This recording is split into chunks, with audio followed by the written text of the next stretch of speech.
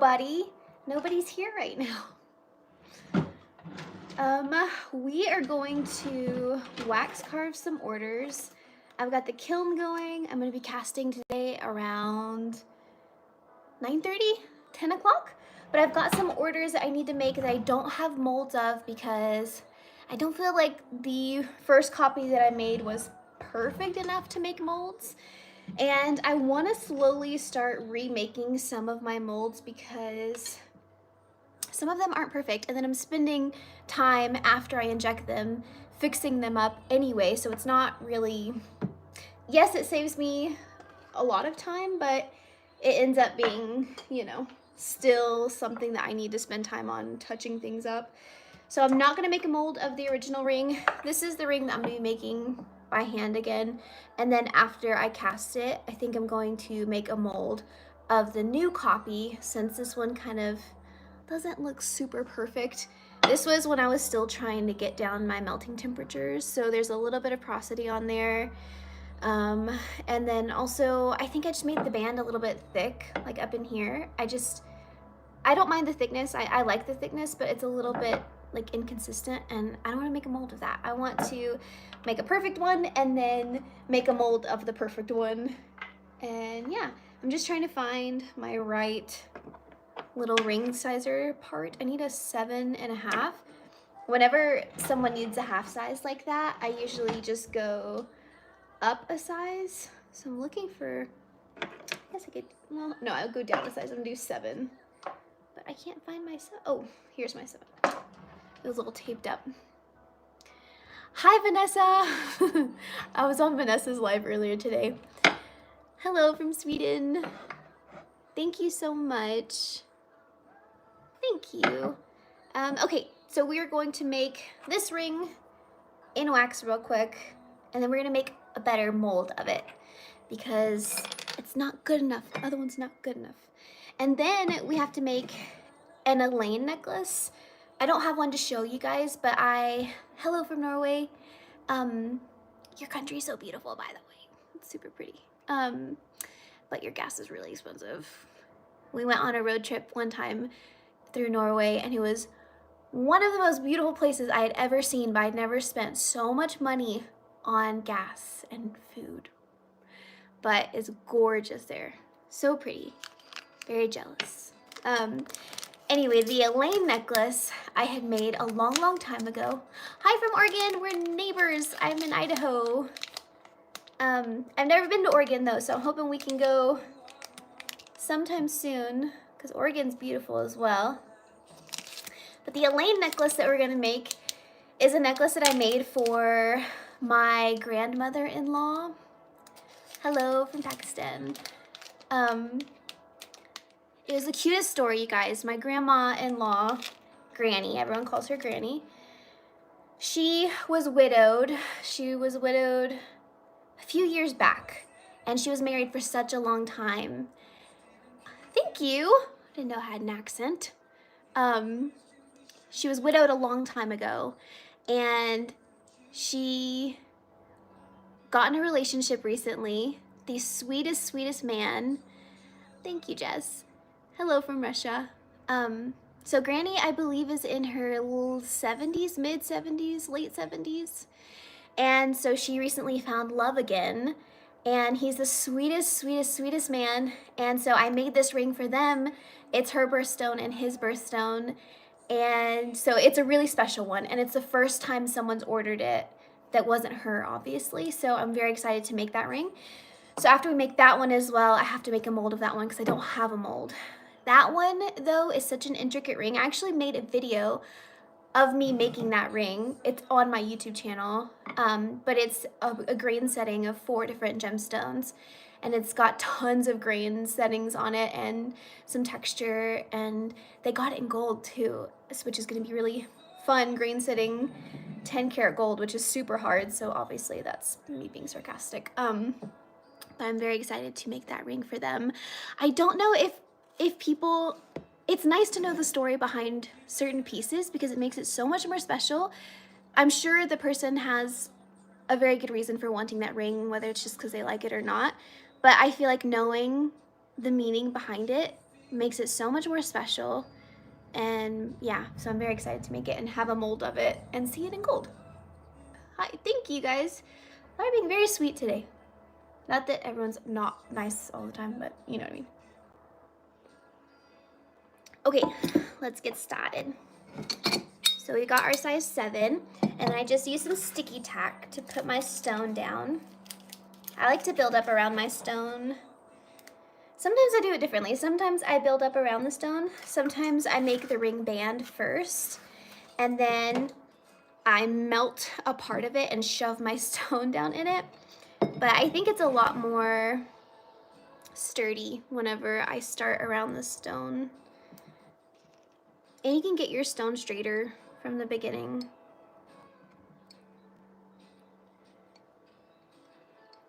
I hope y'all have all had a good week. I can't believe it's almost Friday. I got the ring mandrel that you have for wax, but can't understand the ring. Like the ring sizes? Is that what you mean? Like you can't understand the ring sizes? It should be ingrained on there. Has a set of silver red. Yeah, so I'm not sure why there's red and why there's silver. I don't know that either. So I just always grab the size, whatever one it is. I'm not sure why they have different colors. Maybe they ran out of metal, I don't know. But yeah, I just put on whichever one has the number and I just go for it. I don't know what the different colors are. I'm sorry, I wish I had a better answer for that. Okay. Hi, we met before, look familiar. Alex! It says Alex Chung. Is that Alex Chen Tenny Thong? I can barely see your picture. Just say yes. Hang on. Is that you? Because your picture looks very professional, and I don't remember you being very professional if it is you. Yeah, it is you. Okay. What job are you doing now? Ah, thank you. Whoever just told me that one's a half size and one's a red. I've literally been using this for like 2 years maybe, and I never knew that. I just picked one. I'm assuming then that the silver is a half size because I always gravitate to my red one, and size comes out good. But I also always double check it with my ring mandrel. I never just make it on this and assume that it's correct. Where are you from? I am from Texas. I'm from Southeast Texas, but I live in Idaho right now. I live in East Idaho just because we wanted to be around the mountains and around the national parks and just like this kind of weather, and I love it. I've been here for a year now and I really, really, really like it. I do miss thunderstorms and I miss like woods and I miss the ocean, but I get a white Christmas now and the sun's always shining and I'm super close to Yellowstone, which is cool. Yeah, I like this part of the country. How many pieces do I make per month? Before I was full-time, maybe like 10 to 15. Now things have picked up a lot, and so, I mean, I'm probably making 10 to 15 a week. Thank you, Scooter. That's very sweet of you. I had a cat named Scooter one time. Funny story. He was a little foster cat, but thanks for your videos.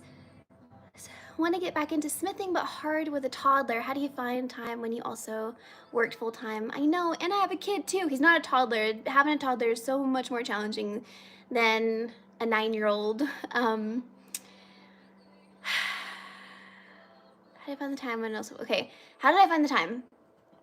I stayed up really, really, really late. When everyone went to bed, I stayed up. And on the weekends, I tried to do this as much as I could, and I have a really, really, really, really supportive partner, and he was always so encouraging of me spending my time doing this. He never made me feel guilty for doing this and not hanging out with him, or, you know, he picked up all the slack, and there was a lot of slack because I had to dedicate a lot of time to this. I was going to school full-time, and I have a family, obviously, and I was working full-time. So having a supportive partner is really helpful as well. But mainly, I think my biggest advice is just like be willing to stay up really late after after work and after cooking dinner and doing all those other things, after everyone goes to sleep, you just got to stay up and just kind of look at it as you time. And so put on a good show or some music and try and enjoy like the quiet. So yeah, that's staying up really late. There are plenty of times where I stayed up until 1 or 2 o'clock in the morning and then woke up at 5 and went to work. So I know it's so hard, but you definitely can do it. Just push through, take breaks when you need to, and don't make yourself feel guilty, but always get back in it. Just say hey to me. I'm sorry, Eric. Hi. Hello. Thank you. Can I get them digits? I'm married. I'm not giving out my digits. I just got my ring my boyfriend ordered me. It's so beautiful. Oh, I'm so happy, Zelda. Which one did he get you? Scooter, you're not getting digits. Thank you.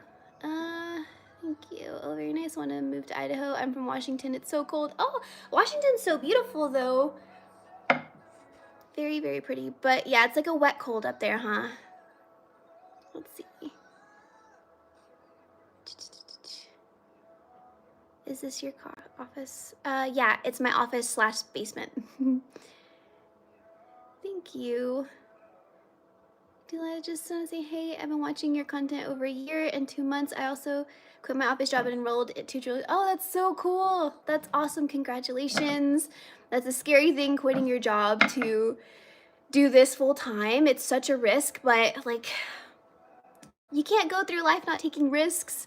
And I never want to regret not doing stuff. So even if something doesn't go the way you want, at least you know you tried, and that will always make it worth it. So I wish you tons of success, and you're gonna do great. That's a weird thing to say, a man of this earth. All right, I see what's going on here. Da, da, da, da, da.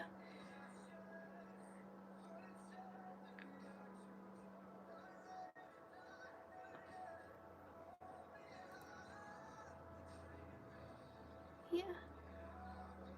Never seen your work. Can you show us something? Sorry for the creepy dudes on here. Yeah, it got real creepy real fast.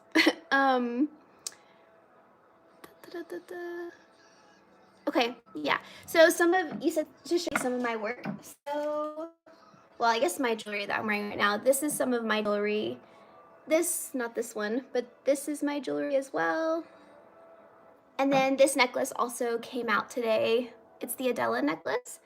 And I have a studio vlog that I'm gonna be editing soon, showing me making this necklace. But this one and another one came out today. And let's see.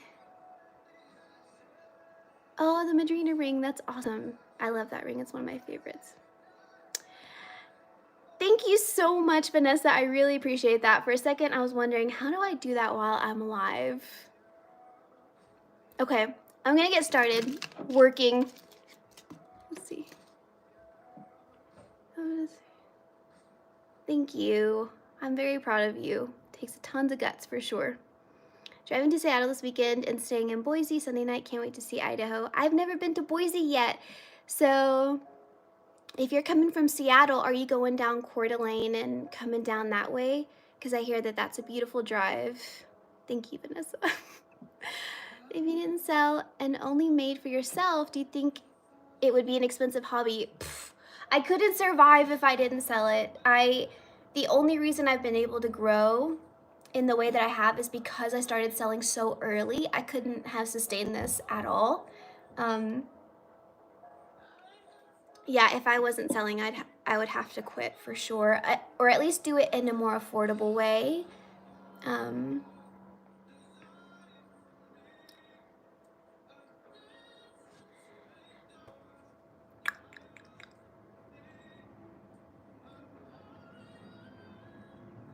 Okay.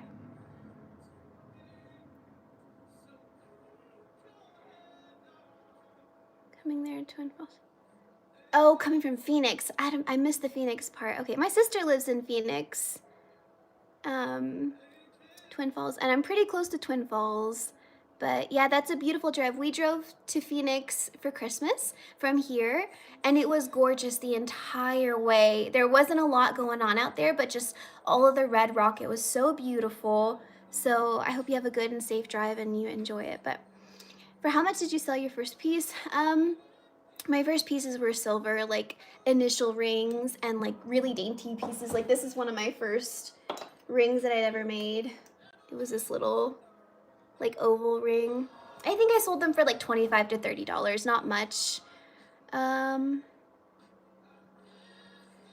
Love to learn more things and watching the process of how things are made, so definitely keep them out for more videos. Yeah, you can learn a lot just by watching how people are doing things, even without them explaining exactly what they're doing. If you just watch and zoom in and Google the tools and stuff, you definitely can learn a lot. That's how I learned. Where's all of these people coming from? Okay, so let's just get started working because some of y'all are making me uncomfortable. Quit it. Let's see. Yeah, I like lives too because I work by myself and it's nice to have people to talk to, and I'm a very social person, so working alone can be like tricky sometimes to balance not having conversation every day.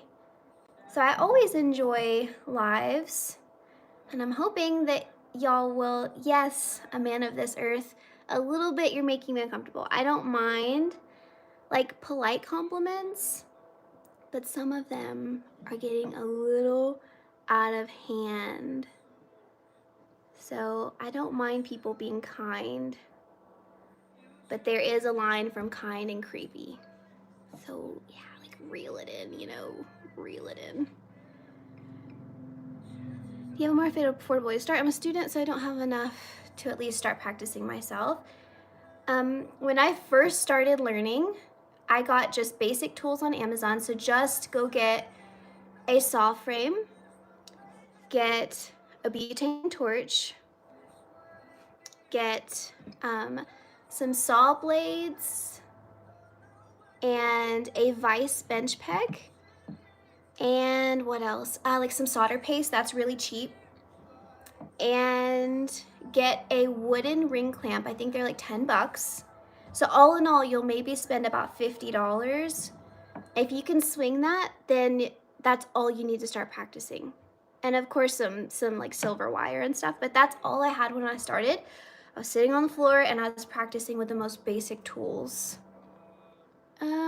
You had to get someone to come and administrate for you. That way you can block the trolls.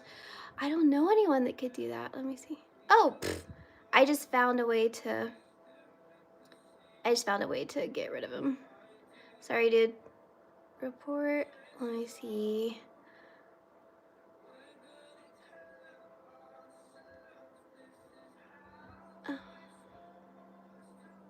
Let's see. Okay. Oh, there's gonna be like per warrior in this comments. Thank you.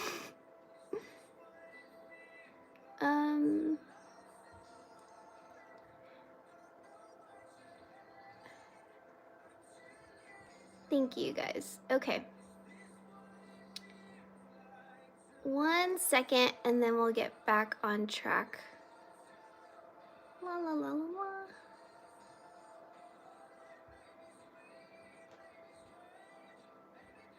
Okay.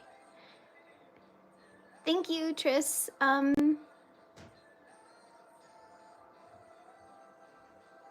Okay. It let me put him in timeout. It literally said put this user in timeout. So he's in timeout for being gross.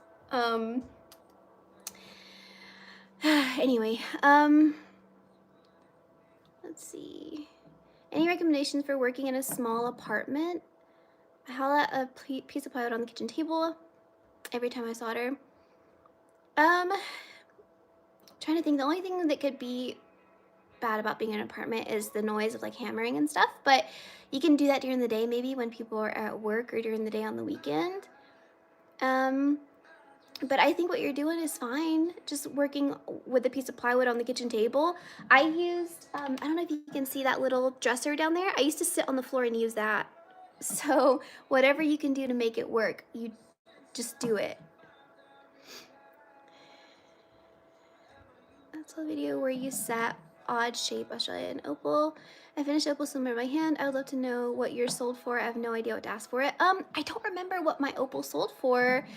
Just, I usually do the cost plus an hourly wage, and then I multiply it obviously by how many hours it took me, and then whatever I want my markup to be, so times 2 or 1.5, and then that at least will get you close. But I just make sure you charge enough that you are actually profiting from it. The fumes made by melting wax probably makes one. I never noticed the fumes, but that's probably not good. I usually open my window and just point a fan to suck the fumes out. But I don't. I probably don't do what I should do. Honestly, you probably should have some fume extractor and take the fumes away. But I usually just open a window. I'm sitting right in front of a window. Thank you, Jordan.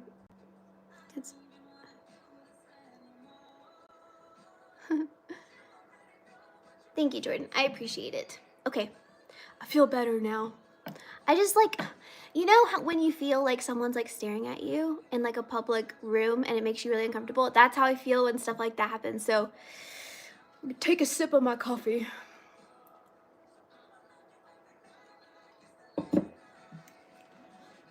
Okay. So when I'm building up wax like this, I don't care what it looks like, really. The whole point is just to get your band connected to the wax that's around your stone. It can look ugly. It doesn't need to look perfect. Not yet, at least. And it really just matters like that you have wax all the way around your stone, touching every single little part of it. And that way it can create the perfect seat with all of the little facets of the stone.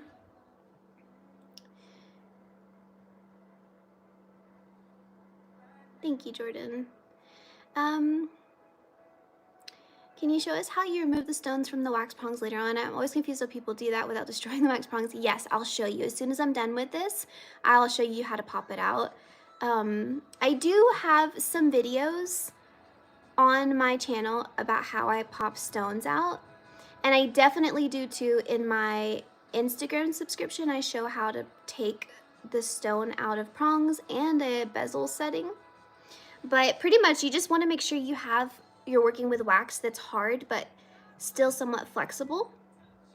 And you just push it out from the back. And you don't want to push right down from the center of the stone, or you'll put pressure on every single prong at the same time, which you don't want.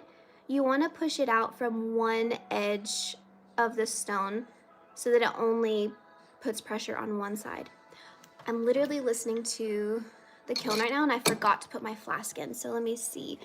Let's just take a little field trip real quick. Let's go put my flask into the kiln. Let's see.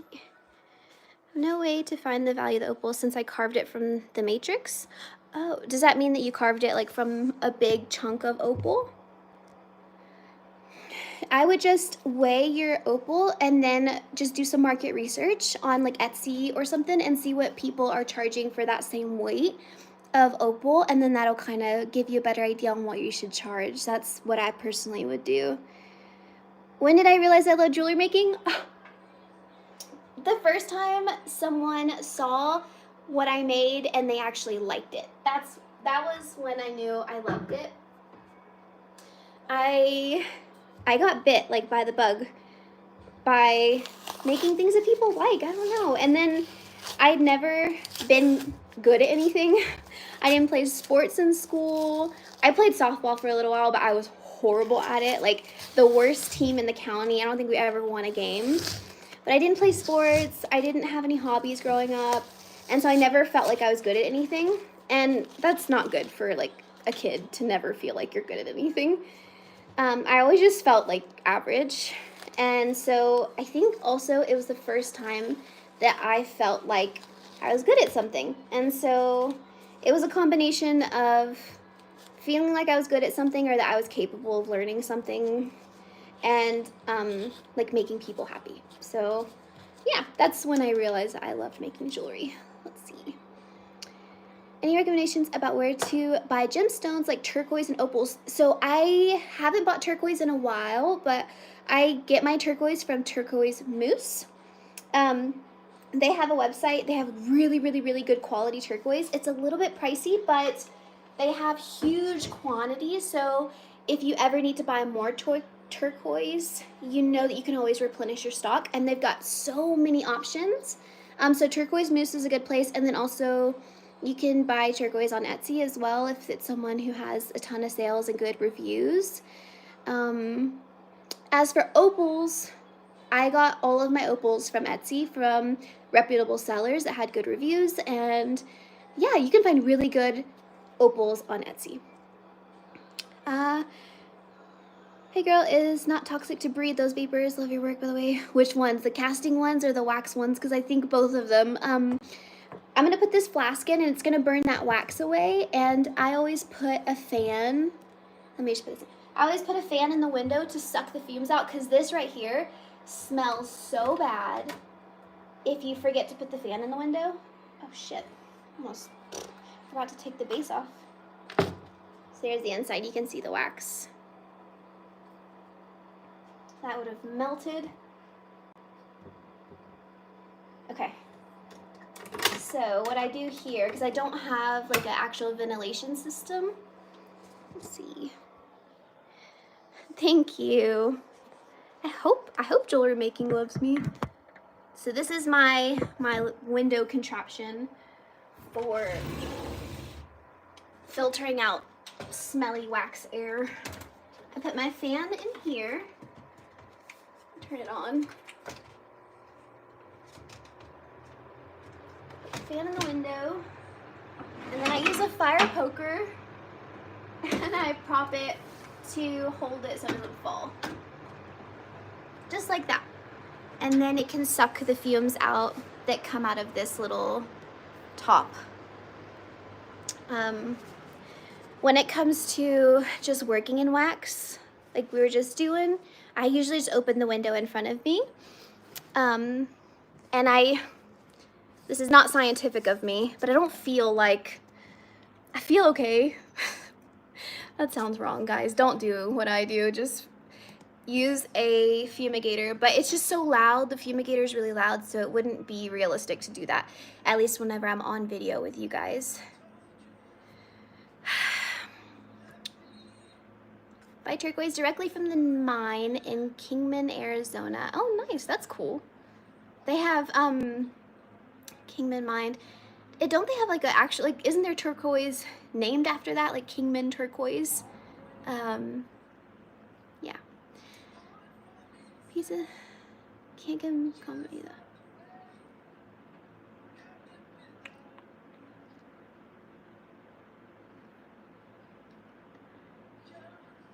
Let's see. Are you, boy? They're coming back, you guys. Let's see. We'll put him in timeout too. Let's see. Put in timeout. So many people are getting put in timeout today. Am I making pots for plants? I am not. All right, Henry. You and my husband are making the same jokes, but you're not my husband, so that makes it weird. All right, go ahead. 24 hours, timeout. Jesus Christ, what the hell? Sorry. Okay, Stuhler. I've never looked at gemstones on Stuhler's website. I only recently found them whenever I was looking for flasks, but.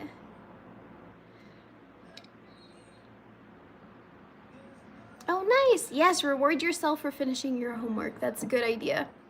Would just wearing a mask maybe help you not breathe the fume and later turn an exhaust fan on with you? I don't think a mask would help because they are fumes. I would have to wear a respirator for it to help at all. And if I wore an actual full face respirator, then y'all wouldn't hear me talk. So I personally feel comfortable with just leaving the window open. If any, I mean, y'all do whatever you feel like is best for you, for sure. But I feel okay just opening the window. But Sorry, just got in what you're doing. What are you doing? Hi. Thanks, Charles. I am making a wax ring. Well, not a wax ring, Jesus.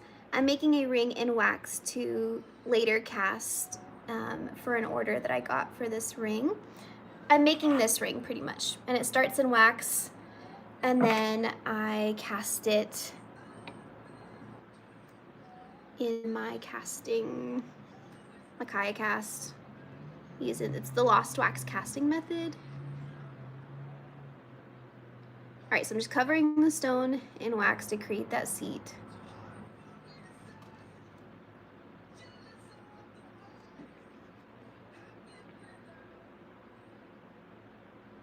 What wax stand is that? Doesn't look like Pepe Tools. No, I don't think Pepe Tools has a wax stand. I got this one on Amazon, and it's just a mandrel stand, and you can remove the tips so that you can make whatever size ring you need on the stand. It's super, super helpful because sometimes I do need to take off the tips to get a better angle. So obviously ugly right now, but it'll look better in a little bit. I'm just trying to build up the wax. The best wax, I've really only used blue Ferris wax. So this is Ferris wax. You can get it on Amazon. You can get it at Rio. I don't think that you can buy Ferris wax at Pepe Tools. But yeah, blue Ferris wax. You can try other colors. A lot of people like green. I think it's a little bit harder than the blue. But I pretty much just found what worked for me, and I never changed it. I have tried gold, but I don't know. I like what I use already, and so that's...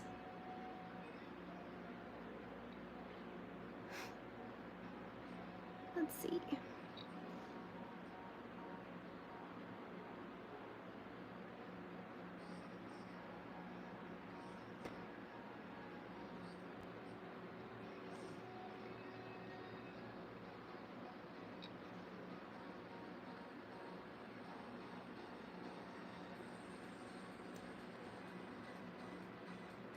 Blue Ferris wax is nice middle ground. Yeah, I've never had a reason to doubt it or want to try anything else. The only different waxes that I use are like my injection wax. Sometimes in my videos you'll see pink wax, like this one right here, like these. These are from my injection machine from my molds. So that is really, really, really soft. I would never work with a wax that soft on its own, but for injection wax, it's perfect. So you will see like a few different color waxes being used, but this is my main like working wax.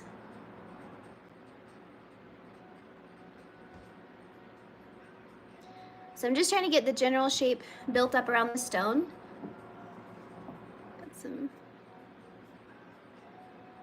So I'm just trying to wrap it around. Obviously it's not center. We're gonna keep building up on this edge. I need to build up a little more around here. Obviously build some height in here, but I just need to cover the stone and then we can carve away, build up the band. It's kind of gonna be wider up here and get skinnier as we go. But I like building up around the stone first so that it has a good place to sit and I can shape up around it. Let's see. I also have a turquoise wax that's a little harder. I picked it up to try and work with it. Oh, nice. You have to let me know what you think about it in my next video or somewhere. I'm always open to trying new things. It's just hard for me to like go outside of what I know works when when I already like what I'm using, but I am curious.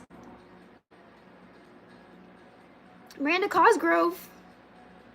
I don't see it, but that's a nice compliment. Thank you. Thank you, Charles. Was it harder to work with compared to blue wax, Jesse? Yeah, let us know, Jesse. It didn't sound like he's gotten it yet, but I am curious. I also like aesthetics, which is why I chose pink injection wax. So obviously turquoise blue would be way prettier than this like royal blue.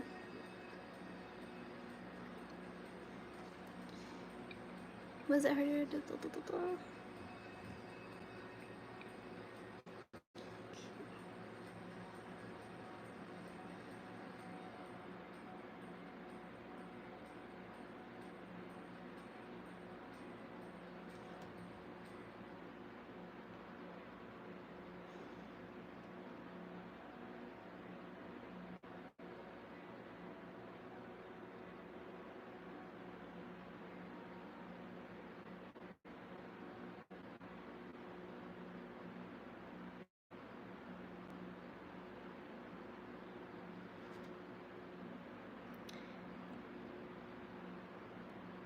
What's your content all about? I am a self-taught jeweler, and all of my jewelry is made using the lost wax casting method. So my whole channel is a lot of studio vlogs, like day in the life of a jeweler type of situation.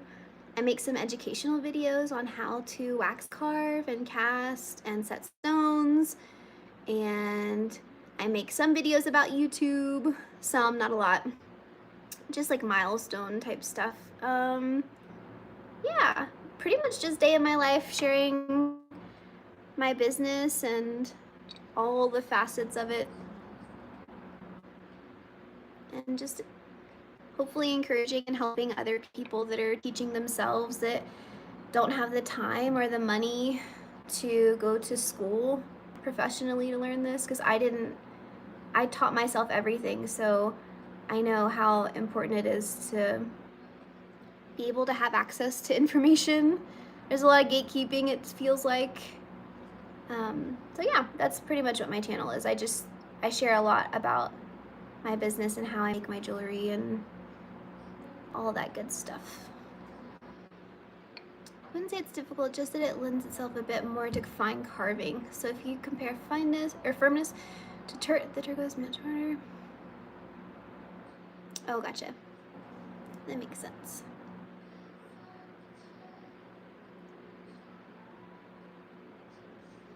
I definitely don't need a firmer wax because I do make a lot of prongs out of wax. If you work with a wax that's more firm, then your prongs will break. So you do want there to be like some flexibility if you're planning on making prongs and stuff. You do want there to be some flexibility so that they don't break when you try and pop them out.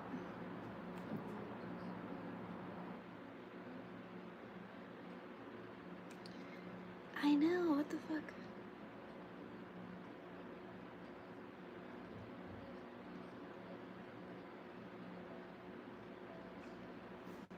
I don't know what's going on, guys, and I don't want to end the chat because of a few weirdos, but I'm also starting to get messages on Facebook from some of them. So, I don't know. I don't know what's going on, but it would be really unfortunate for it to feel like I can't do these. Because I like coming on live and talking to the real people out there. But I also want to feel like I can talk and feel normal.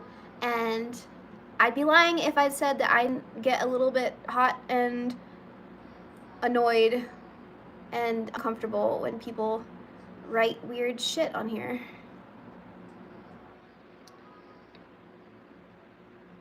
Thank you, Michael. That's really sweet. I feel like Lost Wax Casting is having like a new start. I see a lot of people getting into it, which is really cool because it's a really, really affordable way to get into all of this. It's an affordable way to start like playing and designing and learning. So yeah, it's very, very nice to see people trying something new too. Yeah, I did. I did block them.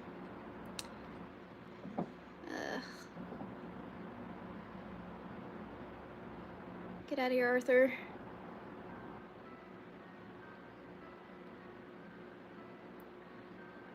All I can do is put people in timeout. I don't know how to keep them from finding me or why people are... I don't know.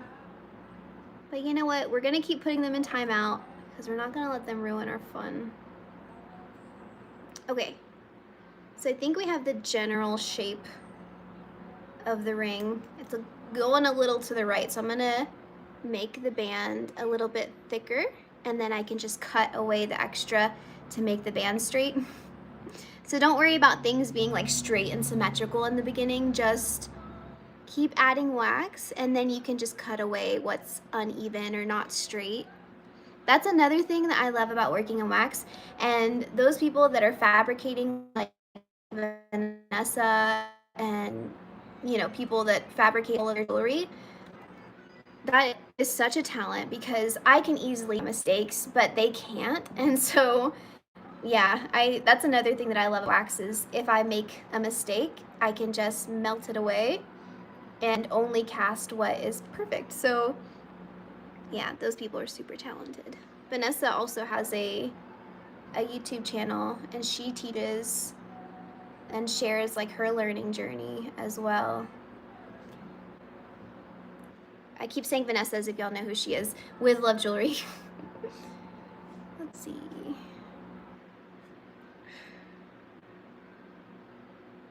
Thank you, Angie. I appreciate that. It won't let me hit block on them whenever I hold down someone's profile to, oh shit. Sorry, it says put user in timeout, but another one says hide user on this channel, so maybe I'll try that one. I don't know. How about the next weirdo that comes up, we'll just, I'll try the hide user and we'll see if that works. But there's nothing that says block. So I don't know, maybe it's just a Thursday thing. You know, maybe on Thursdays, they just all come out from the woodwork and they're like, all right, attack.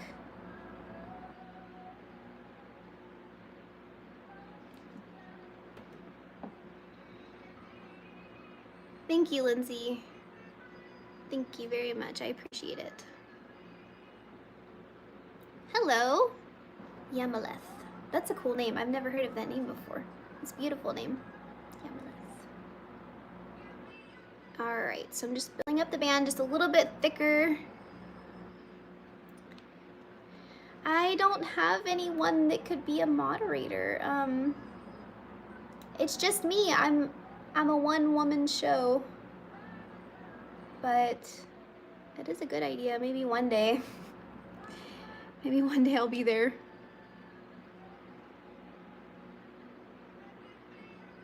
All right. So we are almost at the point where I can start like kind of carving this up and making it a little bit more of the shape that we want. And I'll show you guys real quick what stage we're at in just a second. Let me just drag this down.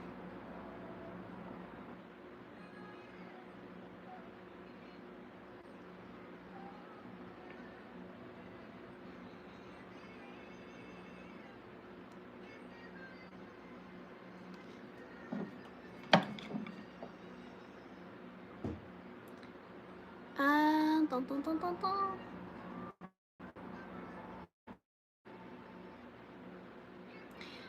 The stone, this is an ametrin, so it's a little bit purple on top and then it fades into yellow. I don't know if you can tell with the wax behind it, but here's the ring of what it'll actually look like. But it's purple and it fades into yellow. In the sunshine, the purple is more vibrant. But that's what it's going to look like.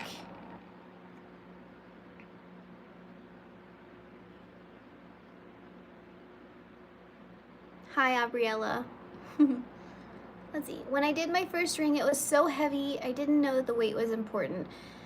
So you just have to remember with wax that the thickness that you make your band, like it's going to look exactly like how you create it. So if you're making your band super thick, then it's going to come out super thick and chunky. So I usually try not to make my bands any thicker than like 2.5 millimeters, but I usually go for something a little bit thinner so it's comfortable.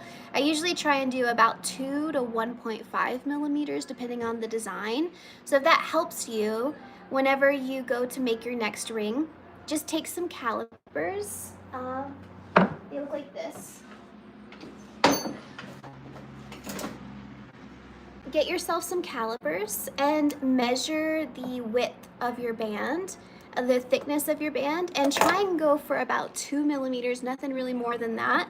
And then your band will come out more comfortable and more similar to other jewelry. So yeah, I know. Whenever I first started, it took me a little while to gauge how thick to make everything. So rings about 2 millimeters. Thank you very much. Colorado just found you from searching jewelry engraving. Oh, nice. Nice to meet you, Christian. Have you worked with Mitsuro Hikimi wax before?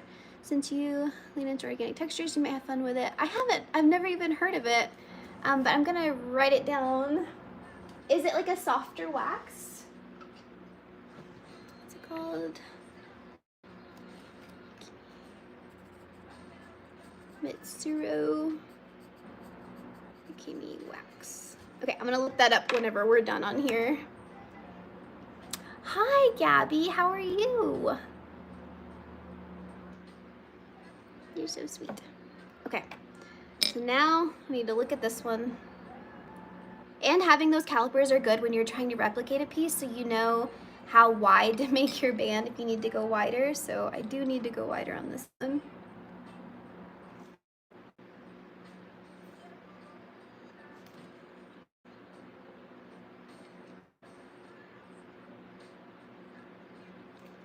So this is what we're working with right now. I need to make this side a little bit thicker, and then we're gonna clean it up and make it all the right shape, but this isn't even close to thick enough on this side. So just gonna keep melting wax, thicken it up, and then we can work on creating the right texture and the right shape, and then the prongs. But we don't want to make the prongs until you've got like the whole body of it done. That's one of the last things that I do, is make the prongs.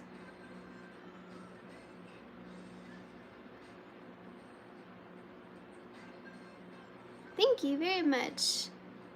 I really do love my space. It's the first time as an adult that I've been able to like decorate my space and decorate my home and have like an actual workspace.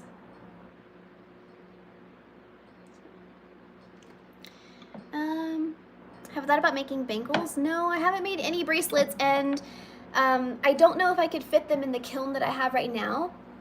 I'm hoping to get a bigger kiln soon.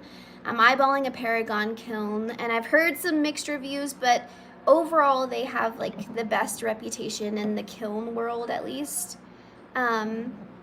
And so I'm thinking about getting a Paragon kiln, and at least then I can buy larger flasks that could hold bracelets. But right now I mainly make necklaces, earrings, and rings.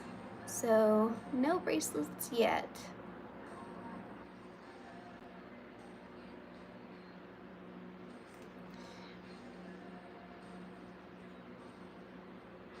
Thank you. Haven't tried sand casting. I've tried sand casting one time, and I flopped at it. It was not good. It was not a success. And yeah, ever since then I told myself, okay, like this isn't for you. Just go for lost wax casting, and I never went back. I never tried it again. But now that I know how to do wax casting, I don't really see a point in me learning sand casting. I do think you can get really cool textures out of it, and it's a lot more affordable to sand cast. So if someone is wanting to start casting but they don't want to pay the money for the like lost wax casting setup, then yeah, that's a really good option for people. But yes, I've tried it. Didn't work for me. I don't think I had the right torch. I burnt my torch out when I did it, and then I didn't want to try it again. I'm not gonna lie.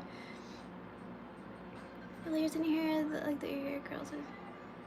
Mine never count like that. Oh, I do have layers in my hair. Yeah, they did like, I guess long layers.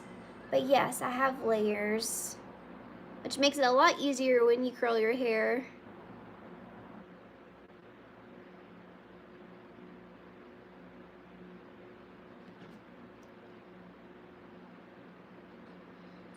Sandcasting terrifies me. Yeah. I need like something more like a Smith little torch, because also my metal, I couldn't get my metal hot enough with the torch that I had. I just had a little butane torch. I still only have a small little butane torch, and it doesn't, I can't keep it blowing for that long, long enough to get the metal to the right pouring temperature. And so I burnt my torch out, and so I never tried it again. But if you have something like a Smith little torch, you should be okay. You should be better, you know, better off to try it than I was.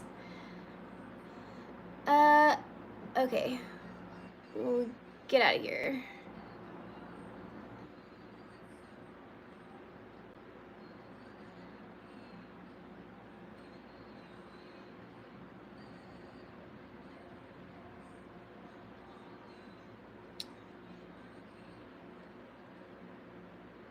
Okay, you could use an electromelt and to sandcast. Yeah, now that I have the electromelt, I could do it, but now it's like, I already do lost wax casting so much, there's no reason for me to sandcast. But yeah, if someone was wanting to sandcast but they don't have a Smith and they don't want to get one of those, you can get an electromelt, or even like an Amazon. They have one on Amazon, it's a 2-auto electromelt.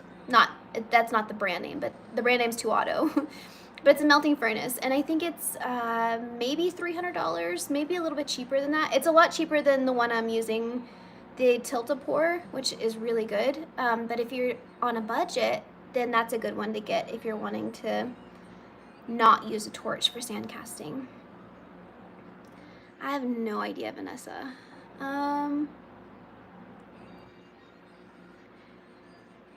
A second live watch of yours. So glad to catch a second one all the way from Italy. Hi. I don't know who he was talking about. He could have been talking about me, but it's irrelevant because that person's a dick. So he can screw off. All right. Now, and this is why we make molds of our work, guys, so that you don't have to sit here and try and replicate piece after piece after piece.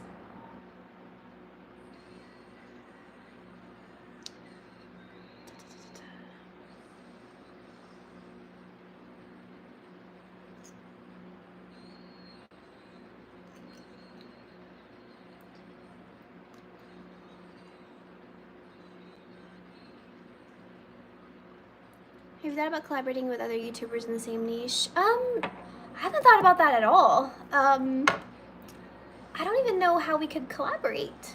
Maybe, I don't know. That's worth thinking about though, because that would be fun to do.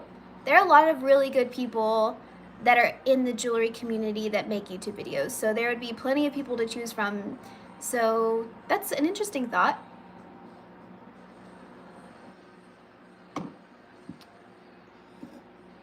I'm from the US. Can I ask what it is that you apply on the little tube to ensure the wax doesn't stick? Oh, yep, it's just Scotch tape.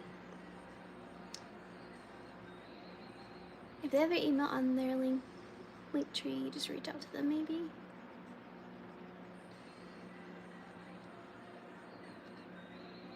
Oh, that's cool. I didn't know that they did a tutorial together. I love Beja. She is so sweet. I love watching her videos. I like smile the whole time because she's so, I don't know, you can just, there are certain people that you can watch and you can just tell that they're good, and she's one of them for sure. And Estonia tutorials, I used to watch her a lot in the beginning, and it was really sad to see that she took so many of her videos down. I felt really bad for good reason, but she made such good videos. So yeah, that sucks that she had to move on.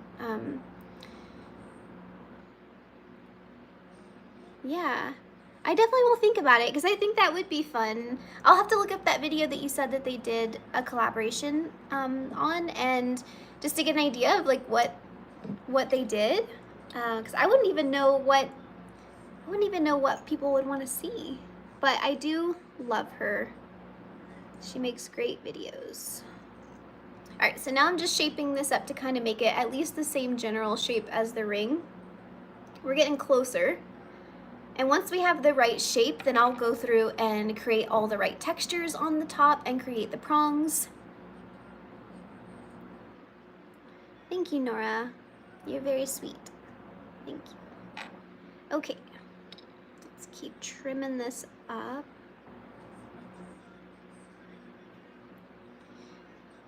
Do you do wedding bands or something that you're not? I am interested in making wedding jewelry. I do have a few rings like in my shop that probably could double as a wedding band. It's just not marketed as a wedding band. But it is something I'm definitely interested in. I would love to learn how to, or I would love to like come out with a line that's like geared toward people that are getting married. I think that would be amazing and so special. So definitely one day I will go for that. But currently I don't. I think now more than ever people are looking for like alternative engagement rings and unique wedding bands, and yeah.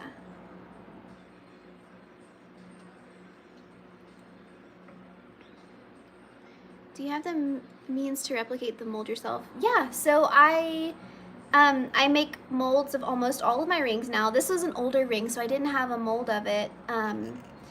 But yeah, I make molds of it with silicone, and I have some videos on my YouTube channel of me making those silicone molds. And then I have a wax injector so that I can inject those molds with wax. And I have a video about that as well. And it makes life so much easier. Like I wouldn't be sitting here carving this away if I had a mold of it, but I don't. And I want to make a mold of it, but I want it to look better than what this one did. So when I'm done with this one, I will make a mold before I mail it away. And that way I can be a lot faster next time.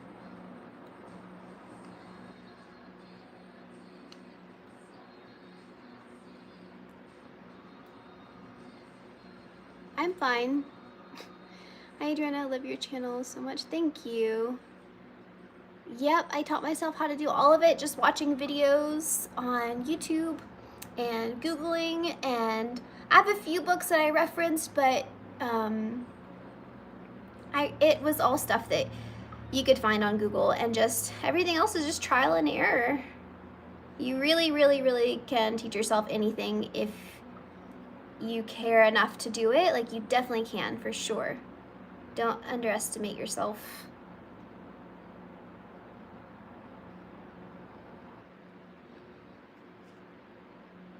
Oh, you'll get there, Michael. Just don't give up. Keep trying new things on your channel.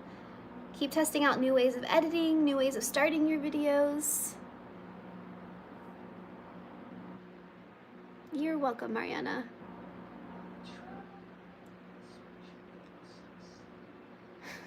Thank you, Vanessa. That was really quick of you. I just got my hands on a block of wax and wanted to try it out with my rotary tool. I had no idea it was so hard. It can be really hard, yeah, but just keep trying. You'll figure it out for sure. Thank you. That means a lot. Thank you.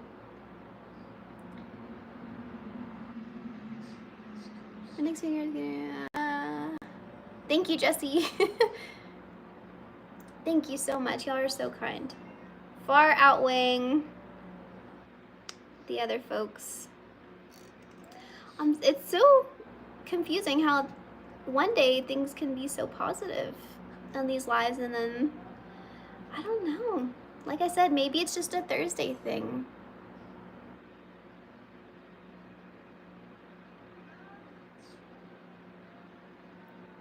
Hey, can you say hi to me and my friend? Her name is Camila and mine's Leah. Hi, Camila and Leah. I'm watching your videos because I want to create my jewelry company. I work on 3D renderings for a big company, so I work only on a computer. Oh, that's cool. So you're working in like CAD and stuff and 3D printing? That's very, very cool. It takes a ton of skill and talent to do that, so it's very, very awesome.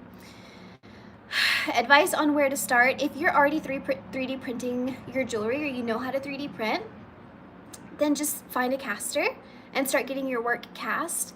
And if you don't have a ton of tools, then maybe start off with prong settings only, and that way all you need to buy is a pusher So a pusher is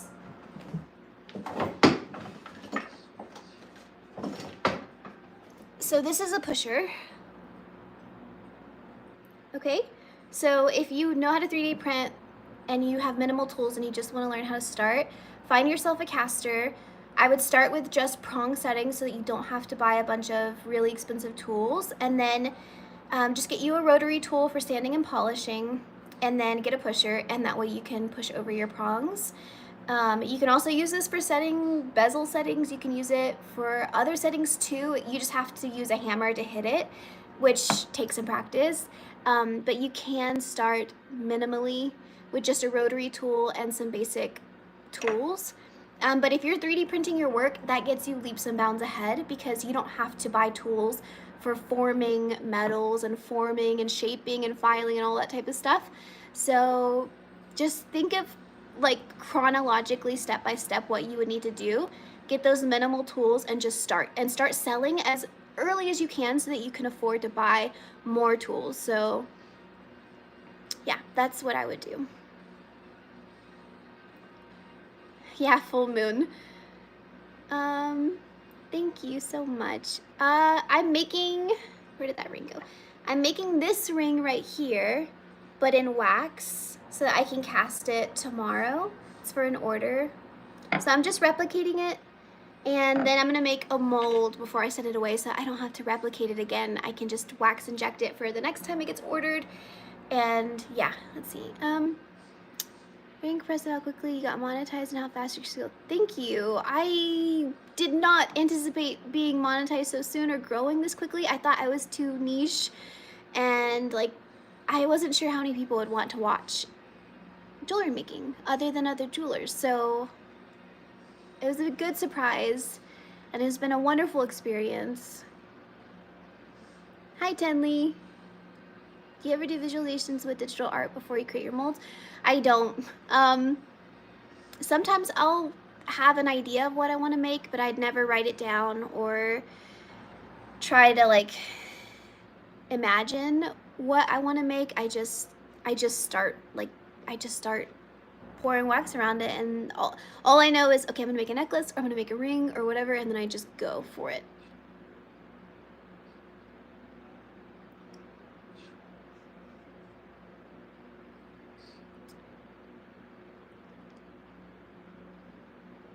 All right, author's been put in time out. Muhammad, you're also being put in time out.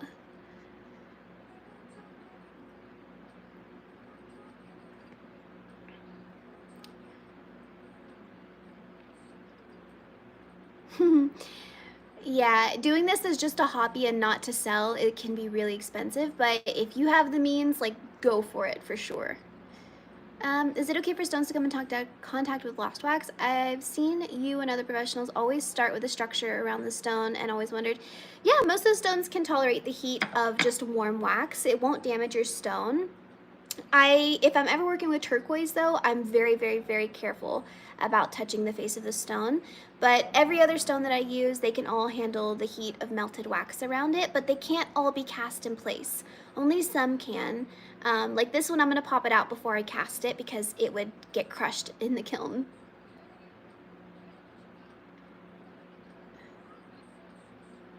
Thank you. Let's see. Can I make watches? I don't make watches, no. And thanks, Vanessa.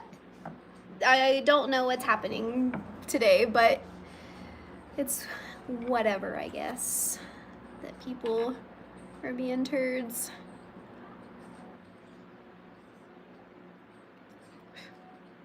Let's see.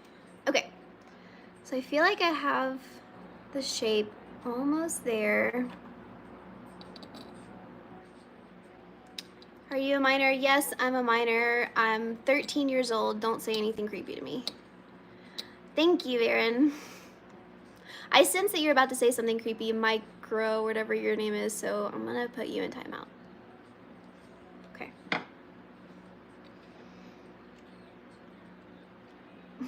If you have a pendant drill, is it worth getting a barrel polisher?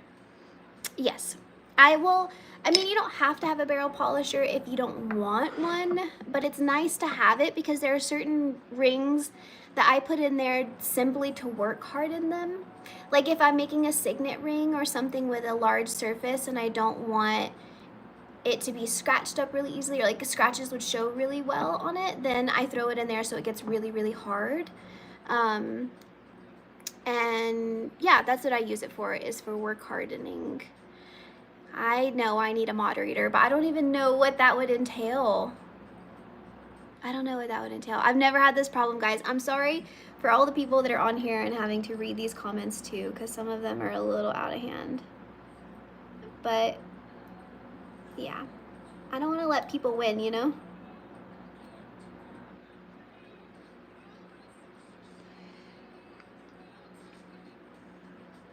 I'm very shocked that people like that exist in the world. It's a sad way to live.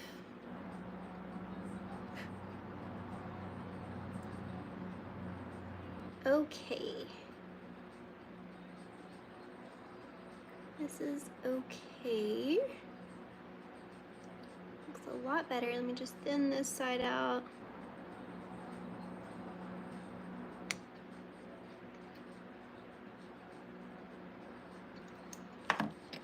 Okay. Yeah, Vanessa, you were right. Okay, so this is looking more and more like that ring now. So the shape is coming together.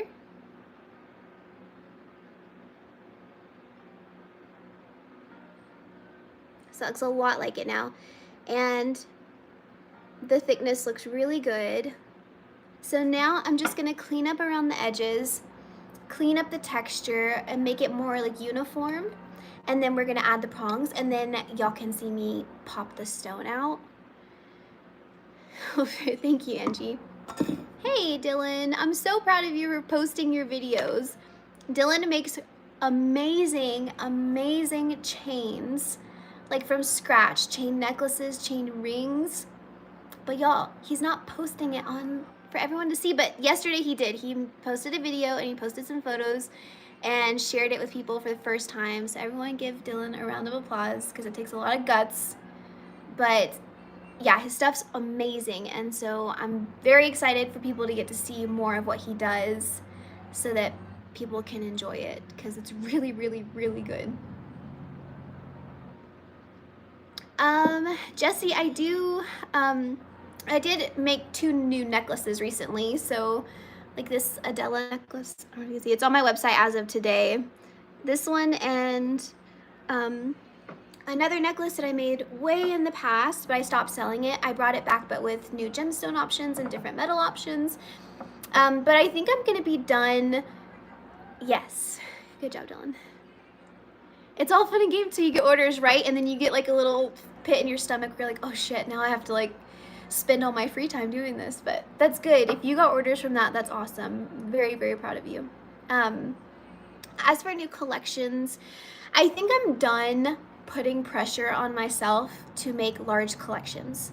I am one human and I do so much within my business, and I'm starting to cast for others as well, which I don't want to get in the way of my business side of like my jewelry making, but I'm only one person. So the pressure to come out with like multiple items in a collection and like put them all out there in one go is not realistic for one person. Not only do you have to make and design a ton of pieces for a collection in one go, but then you have to put them all on your website, photograph them all, calculate pricing for all the different gemstone options that you want to offer, all the different metals that you want to offer, and it's not realistic to do that times like 10 or 15. And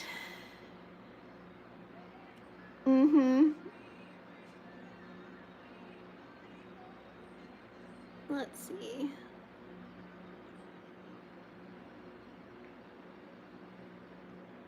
What is wrong with people? Like,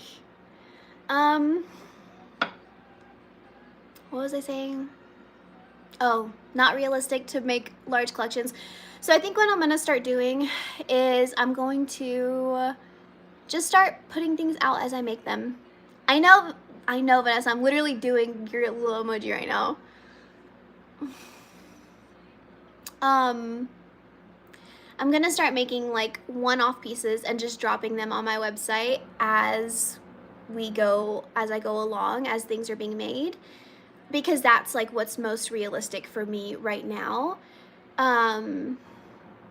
Yeah, so I think I'm just gonna start releasing onesie twosies and not put the pressure on myself to make these large collections like I used to do. Because things are getting more intricate. I'm offering more stones, I'm offering different metals now, and so it's not realistic for me to come out with like a ton of pieces at a time. But yeah.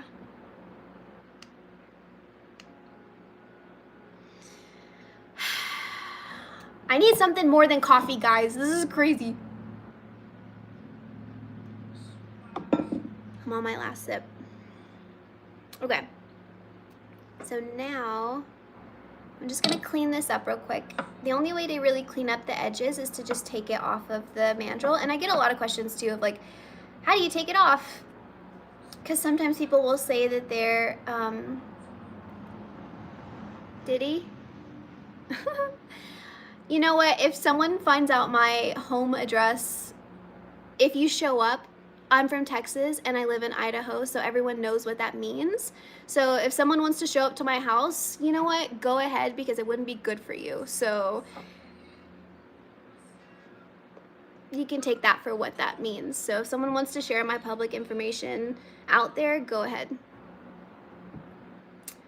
To take the ring off the mandrel, you just slide it off, but you want to grab it from both sides and slide down at the same time.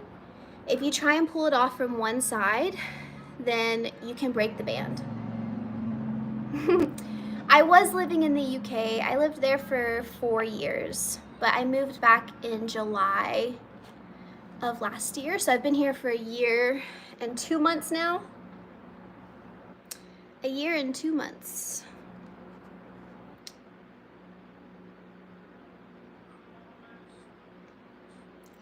All right, I'm gonna finish up this ring and then I'm gonna pop out the stone because, yeah, time flies for sure.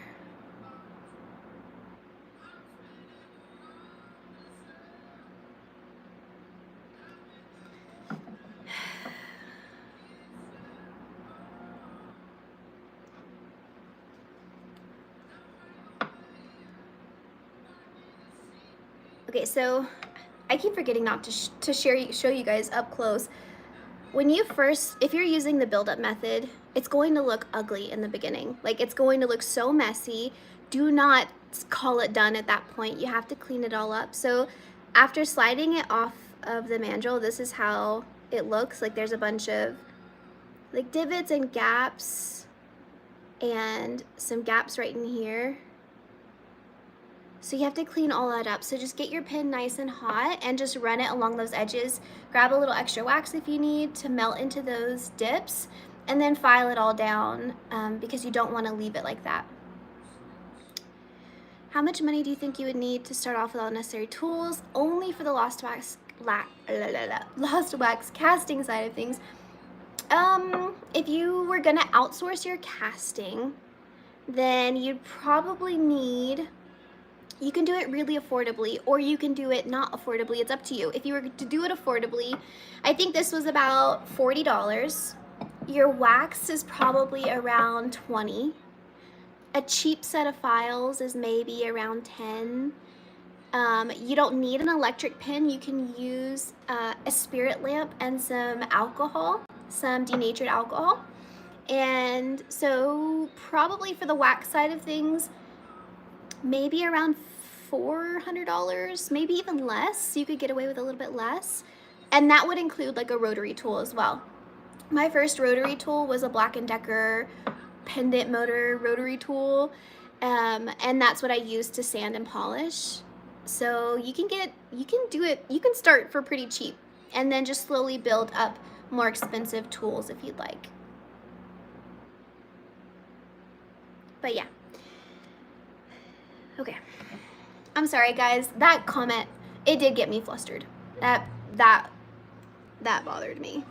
Don't talk about coming to my house where my family lives. Don't talk about sharing my address where my family lives. You can joke about being like sexual or whatever you want to talk about or whatever you want to joke about on here, but don't ever talk about coming to my house, because I don't play with that. It's not ever gonna be like a funny thing to play about.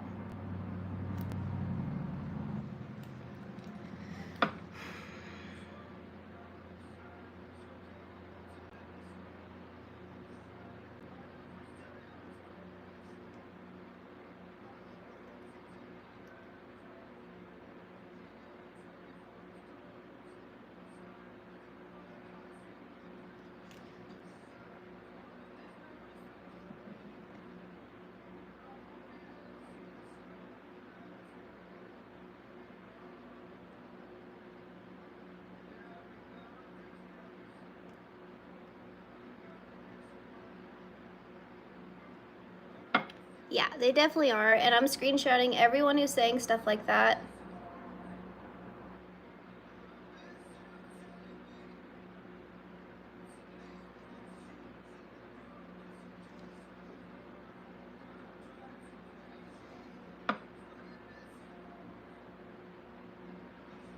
Alright, so I'm just cleaning up along the edges where I was cutting, because it left it all jaggedy and ugly. Also, you know how we put tack to hold the stone down? You want to make sure that you take that tack away. It can be kind of hard to get it off because it's really sticky, obviously, and you put a bunch of hot wax around it. If there's a little bit still on your wax, it's okay. It'll likely burn away in the kiln, but it can just make your setting really messy, because even though it will burn away in the kiln, you're making your mold around it. So whatever jaggedy like tack is in there, it's going to create the mold in that way. So when they pour the metal in, you're gonna have those weird edges where your sticky tack was. So yeah, is there a website where you can share where you order all your tools? I get most of my tools from Pepe Tools, from Rio Grande. That's where I get most of my stuff, but those people all have their stuff on Amazon. So they sell, like Rio Grande sells on Amazon, Pepe Tools sells on Amazon. And so I have everything linked in my Amazon storefront of like what I use for polishing, what I use for casting, what I use for stone setting. So if you want like an all-in-one place, you can find it on there. So hopefully that helps you.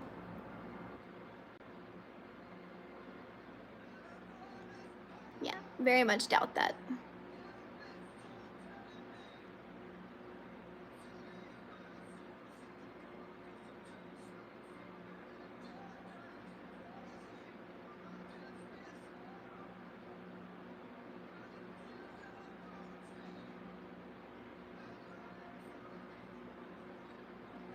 Thank you, Major. Thank you. Yeah, I don't know who could moderate my chats, because everyone I know works, so this is the first time people have ever done these to my videos, so I'm hoping it's not going to be a new thing, because I enjoy these lives and I don't want to leave it feeling mad.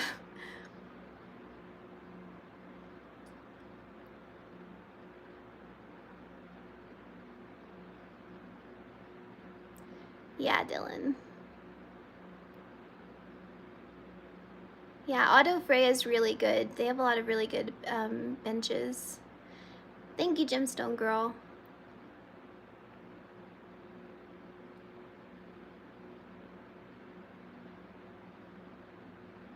Oh, nice. From Vietnam. That's very cool. I am... Thank you, Major. Oh, good. I'm glad that you're gonna try wax. It's really, really fun and very therapeutic. But this is what I'm working on. Someone had asked. I'm just building up the setting around the stone and creating the general shape, and now I'm just cleaning it up. So like all of these gaps I have to clean up on the inside, and I'm cleaning up the edges before I start the prongs. Working from home today, doing repairs to listen to the live. I'm sorry, Michael. I thought this would be a more positive one, but Pendant drills I've seen online vary a very bit in price. Which one do you have? Is it worth spending a bit more? So when I first started, when my budget was so tight, I did get a budget one. I got a Black & Decker one. It was $36, I believe. So if you need to go cheaper, just do it. Do whatever you have to do to start. But I do, yes, think that it's worth investing in a good pendant motor if you know that you're gonna stick with this. If you know that you're never gonna stop, and you're gonna want a stone set and all those things, then yes, it is a really good thing to invest in a good pendant motor. I have the Fordham SR pendant motor, and it's really, really, really good. It's a pretty decent price compared to other pendant motors. And you can attach the Fordham hammer handpiece on it, and which will help you stone set, and you can use so many third-party tools with it. I have a video all about my pendant motor and all the reasons why I love it and all the tools you can use with it. And I think altogether my pendant motor costs like $400 or $500, but it really is worth it if you can swing it.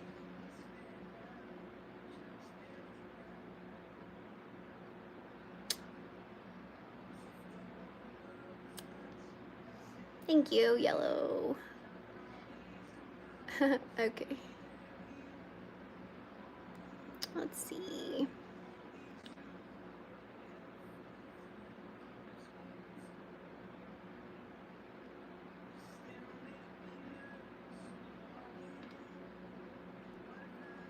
Let's see. Sorry guys, I'm just taking a second to block some of these people.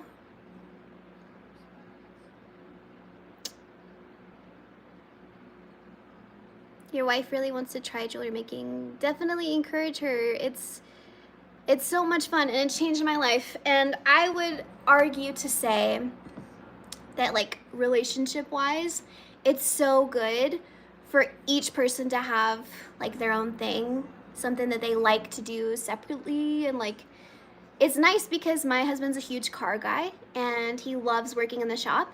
And if I didn't have something that I like to do at home too, like that was just on my own, then I probably would be like, hang out with me, you know, or vice versa. If he didn't have the shop stuff and I was always in here, he'd be like, come hang out with me. So yeah, it works out perfectly. So encourage her to do it, and yeah, it's changed my life. So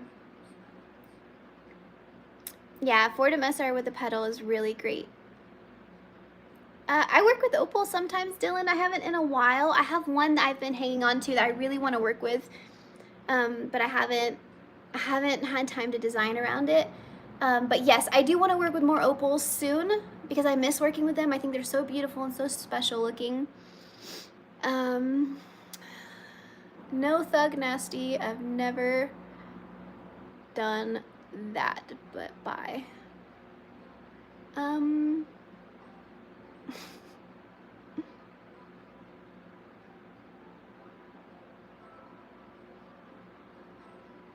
All right, how long did you do this before you thought to do it seriously? So I've been doing this for about 3 years now, but I had a full-time job the whole time, and I knew I wanted to go full-time. I just wasn't really ready, like, money-wise to do it full-time. And then when I got back to the States last year, things just started getting busier for me, and I started selling more, and YouTube started growing, and it just kind of changed things for me where if I wanted to, I could. It was still a risk, but I could, kind of like a now or never thing, you know? And also, I was working a really horrible job. I had a really, really, really toxic job with a really toxic boss. And so it was just one of those days where I just came home, I cried, and then I was like, I want to quit. And then Tom was like, okay, quit. And I was like, are you sure? And he was like, yeah. And then that was it. And I was like, okay, you don't have to tell me twice. I'm out of here. And then thankfully, ever since I quit, things have only gotten better. They've only grown. I did have to wait until once I knew that I could cover like my half of the bills, then I felt okay to like take that risk. And so thankfully it's paid off, but it's been 3 years. So I did both for a very long time. So not something I took lightly. Yeah, that opal was an Australian pipe opal, which is so pretty. I think this one's from the Mint to Be Mine, but oh, it's so pretty. I love working with opals. And like I said, I haven't done it in a while, but I used to work with them a lot more. But I was trying to make my business something more that I could like replicate, and opals are, y'all know, like a one-off, usually a one-off um, shape, some of those opals, so those nicer opals. And so I didn't want to have to keep recreating each piece by hand. I wanted to make my business scalable. So I paused on the opals, and I'm now at a place where I feel like I have enough like recreatable pieces, like where I can inject molds and stuff, where I can also dabble in one-off pieces. Maybe make them a little bit more expensive since they are unique. But yeah, I love Australian pipe opals.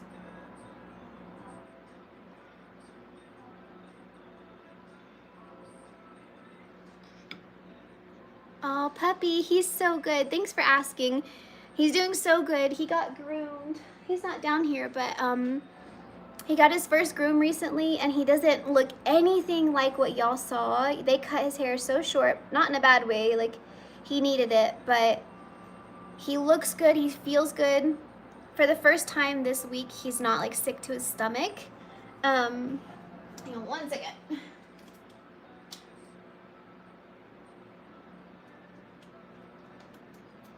He was sick to his stomach for a really good while. And so this week was the first week that he hasn't been sick. And so, yeah, he's doing so well. And he's having fun tormenting our cat. And he's just a very, very, very good boy. Thank you for asking about him. Still need to schedule his surgery, though, for his hip dysplasia.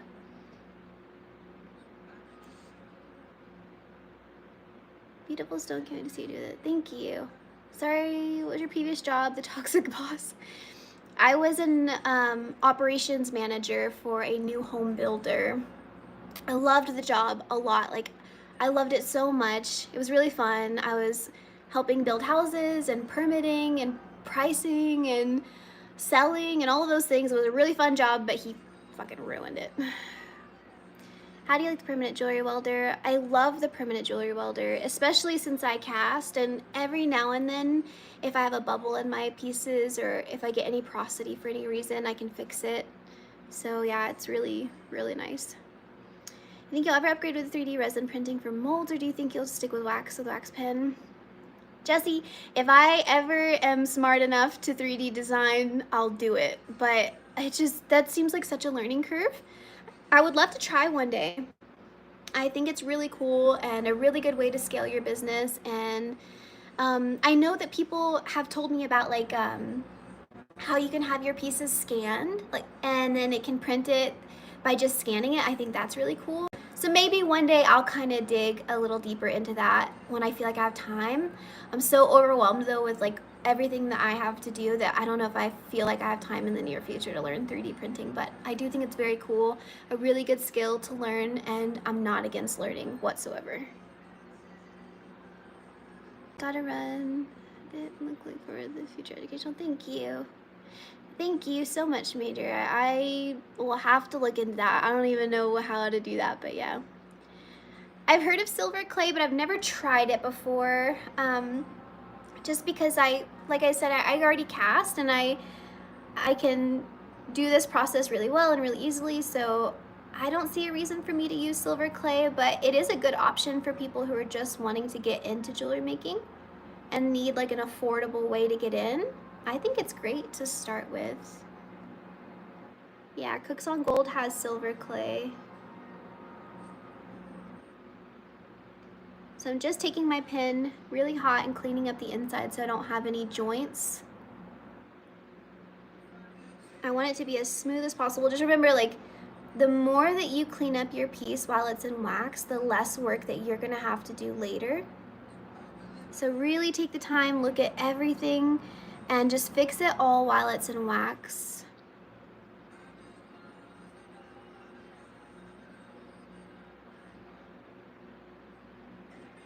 Make sure you don't have any bubbles either. Like, that's one thing about working with wax, and I think that's why porosity can be common with wax carved pieces, is because if you don't spot the air bubble, like the trapped air, if you don't fill it, then you're gonna have porosity there. So as long as you have the right temperature when you're casting, if you have air bubbles, then you're going to get porosity. So it's not always the casting process that causes porosity. It's air bubbles in your wax, or dirt in your wax, or silver dust, or anything dirty in your wax will cause porosity. So that's why I always like to dip out of a block. I don't like to use my shavings. I used to use the shavings of wax to clean up, or to put on my pieces, but I don't do that anymore because I used to get dust in there and like pieces in there.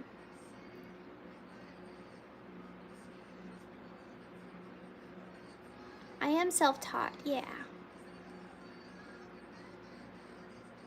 Have you ever tried using semi-mount settings? I cut opals but don't want to go too expensive at doing the settings as well. Have you ever used semi-mount settings? I don't know what that means, semi-mount settings. Don't want to go too expensive doing the settings as well. I don't know what semi-mount is. I've seen tons of add-ons about it, but I don't believe it's worth it. Sorry, I'm looking for... Let me look for your question, Emmy. 1 second. I don't see your question, Emmy. Let's see.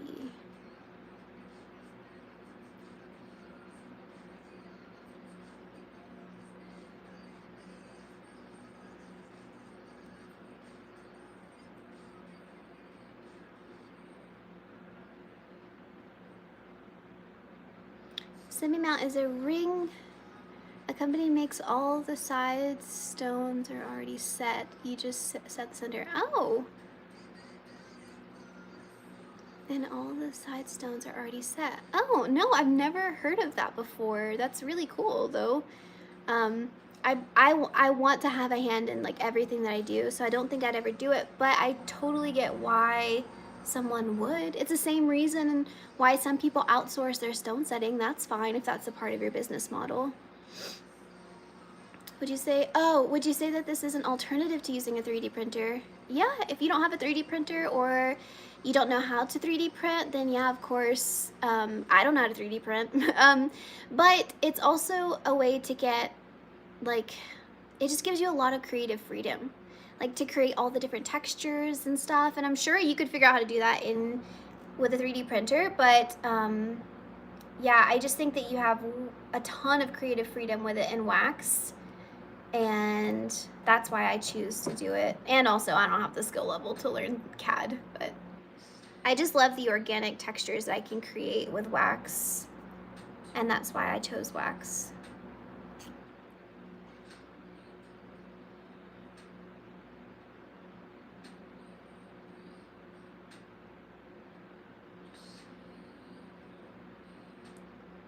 Right, so my ring band is a little uneven right here, so I'm just cutting that down.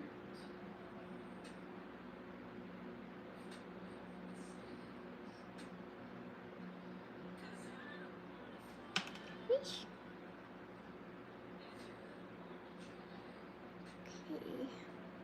Sometimes you gotta look at it from a distance to trust that everything looks good.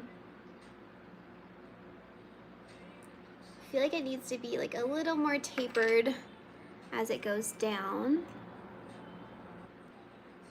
This is again why mold making is so important. I think I've spent, well, I'm also talking to you guys, but I think this has taken me like over an hour just to get this done, when I could have injected a mold, cleaned up the setting, and been done with it, you know? So if you're wanting to grow your jewelry business and you want it to be scalable, making molds of your pieces really is an important part of it all. Thank you very much, Emmy. I have some pieces for men on my website, a few basic rings. I have like a comfort fit gold ring. I have some silver rings, but I don't have any in like my signature style. I would love to change that though. I would love to make more rings for men, so hopefully in the near future I can come out with some. I just need to get my husband to be willing to be my hand model, but he is always concerned about how hairy his knuckles are, and so he's like, no one's gonna want to see my hands. I think he has beautiful hands. Okay, let's see. 3D designer, all you have to do is get your pieces 3D scanned in and send your ring to be cast out. Oh, that's cool. That's cool. I think it would be great to know how to like scan my work and do that, but yeah, currently I just make a silicone mold and then call it a day.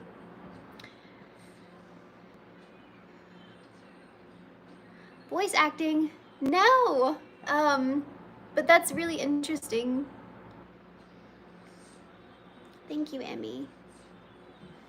I've never thought of voice acting.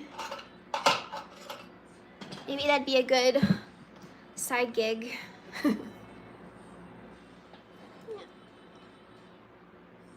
see.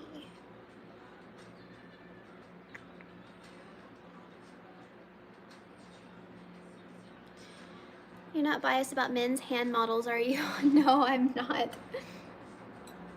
I am not. Alright, so I'm just gonna file this down just to make it even, because I keep taking it away and then it's still not even. So I'm just turning the face away and then filing it down, and then I'll clean it up with a wax pen. As you can see right here, it's a little bit wavy. And it's not really a huge deal as long as the ring is the right thickness all the way around. After you cast it, you can always take your band and set it on a flat surface with the face away and just hammer it flat. So it's not the end of the world, but it's way easier to make sure that everything is accurate if it's as straight as you can get it now, you know? So don't be scared to like file things, and just always double, triple, quadruple check everything so that you don't have to do a bunch of work after casting. Thank you, Elijah. The wax isn't brittle. This blue wax is actually like pretty firm. It does wiggle around a little bit, like it's flexible, but it's not brittle at all. And that's what's good about this blue wax. Every color wax has a different hardness level. And this one's like right in the middle of just hard and firm. This is blue Ferris wax, and you can get it on Rio Grande or a lot of other places as well. You get it on Amazon too if you're a big Amazon shopper. It doesn't ever mess up like molds do eventually because it's a file. Oh, that makes sense. Yeah, duh. Like it's a file on your computer, so you're never gonna have to remake your mold. And it's way cheaper, and you don't have to store it. I have a whole filing cabinet right here for people's molds. I'm gonna be making molds for people with the whole casting service. So that's so smart. I would love to eventually like take the time to learn all of that stuff. I'm just not there yet, but having the information helps me in the future know that's way cheaper and smarter.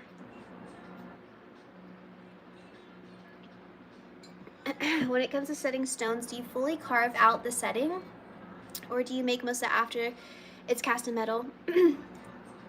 It does make sense. So this will kind of answer your question. So I create all of my settings in wax. I don't create them afterward. I build my wax up around my stone, and it creates a perfect setting. You can literally see every facet. When I take the stone out, you can see every facet of the stone because the wax melted around it.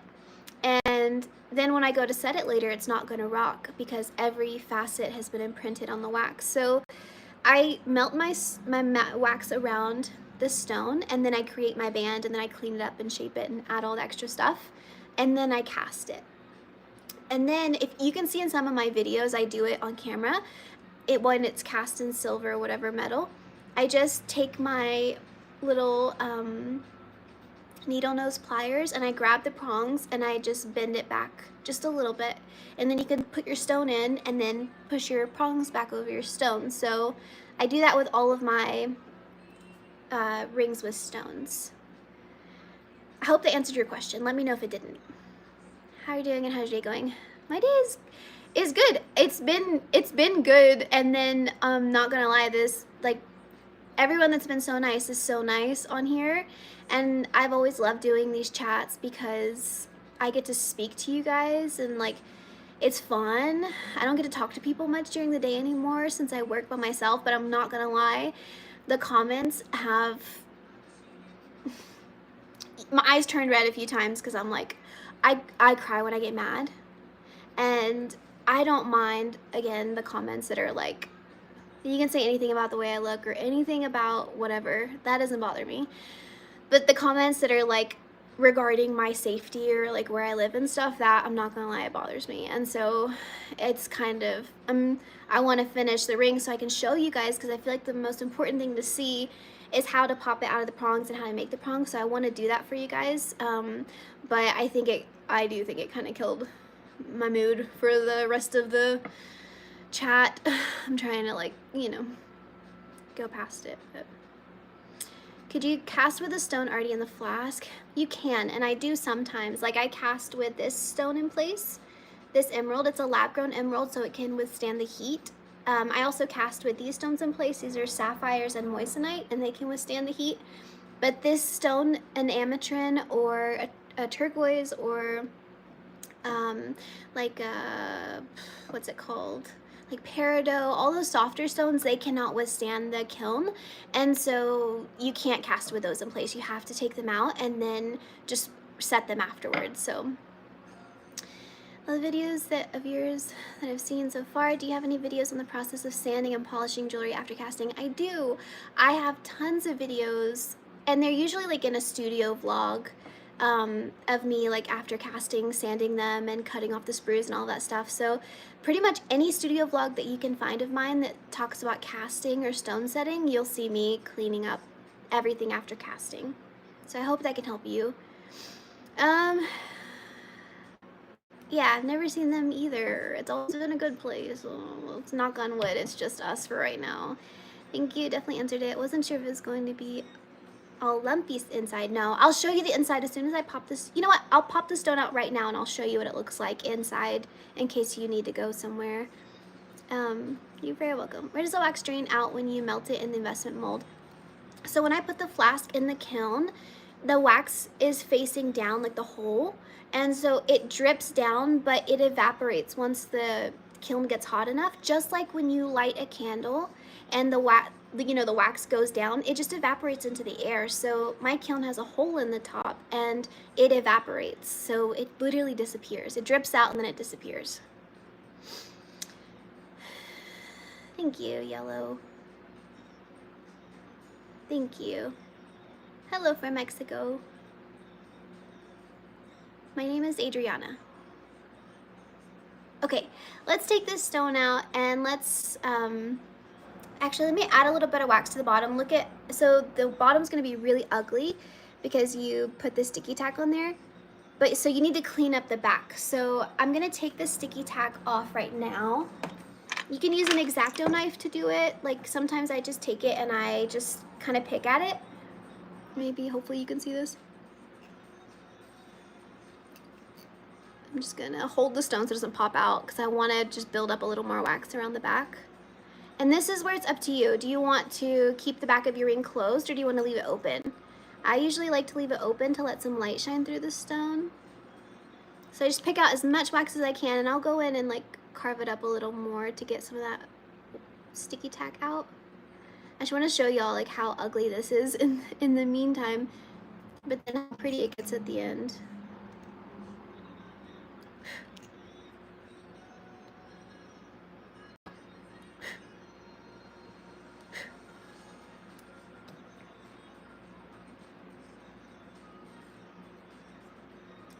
That's really sweet of you to say that I've helped you more than school.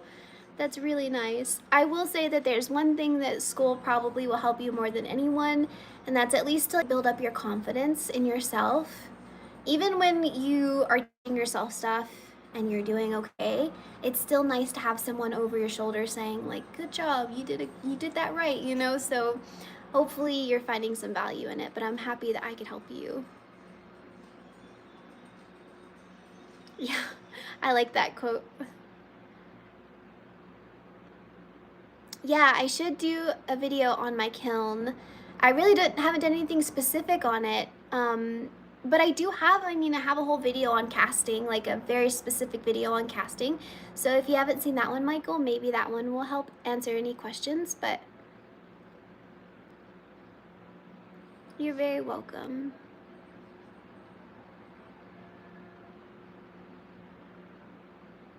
Let's see. Okay, so sticky tack, yeah. So whenever I first went to build up my stone in my, like build up the wax around my stone, I used sticky tack, just this little piece right here. Let me see. I used sticky tack to put on my mandrel.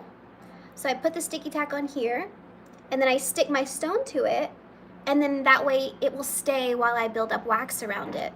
And so that's how I got this built up around. Thank you. That's really sweet. Thank you so much for doing that. That's really nice. Thank you. And that's a beautiful opal in your profile photo, by the way. But thank you so much. So yeah, I took the sticky tack away, but look at how big that hole is. It's massive, so you just have to remember to fill it with extra wax. It's gonna look ugly, so but you just need to build up the wax. It doesn't have to fill the hole completely because I like to keep the hole open in the back. But I'm just gonna fill it around the edges so I can clean it up and make it a really nice rectangular shape, just like the stone. I want it to match the stone. So I'm just gonna add it to the back, and then I'll show you what it looks like after that.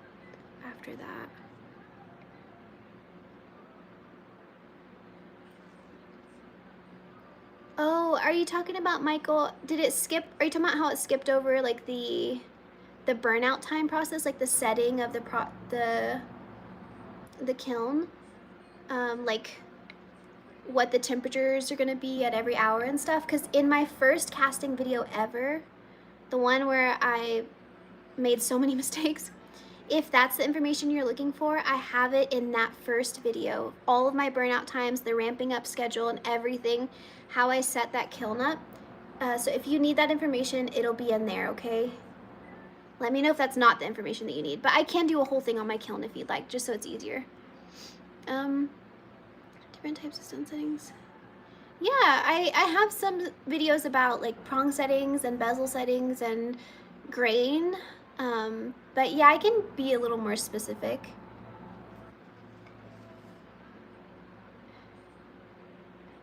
Angie knows because she's been here the whole time. Don't be rude to Angie, she's a nice lady. So I'm making this wax ring to burn out and turn into a silver ring. So I'm adding wax to the back just to make that not look ugly. I'm gonna add a little bit more, and then I'm gonna cut out the shape. It's obviously like a weird oval right now. But once I take the stone out, I'm gonna like carve it into a square. Did you find it hard to sell your pieces before you started YouTube? No, thankfully, everything was pretty established before YouTube on like the Instagram side and like my email newsletter. So YouTube has kind of just been like a cherry on top. I don't really get a ton of sales from YouTube. So no, you don't have to have you don't have to have a YouTube channel to like help with sales. Obviously it helps for people to get to know you, but I think I shared in my recent video about, I made a video called like, did YouTube help me with my channel? Like did it help me with my business? Did it grow my business? Did it make me more money? And you'll see in that video, if you watch it, that in the entire year that I've had YouTube, only $200, I think it was $200 in sales had come from YouTube. So YouTube almost has had nothing to do with my business. Now I don't know if people have maybe like come back directly to my website because they found me on YouTube, maybe. But like I can't prove that. but just like reports wise, only 200 in sales from YouTube, which is fine. I genuinely love like creating videos and having this community. Like, it really is fun for me. So even though it hasn't affected my sales at all, I still love it and I still do it. But do you usually set the melting temperature lower or higher when you're casting very fine rings? Love your work and your attitude. Thank you very much. I don't touch my kiln at all. I never change my ramping schedule or my ramping thing. I always cast at 1,000 degrees. If I have anything finer, I still cast at the same temperature every time. I cast 10 karat gold at 1795, I believe, and silver I cast at 1780. And that's worked really well for me. Let's see.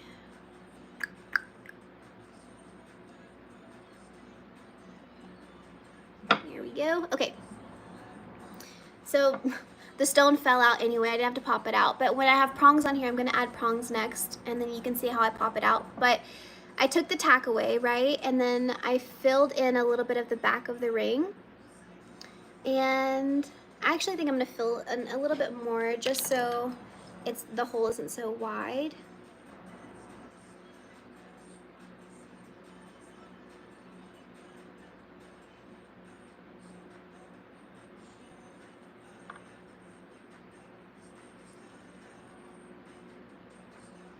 Hi from Germany. Let's see.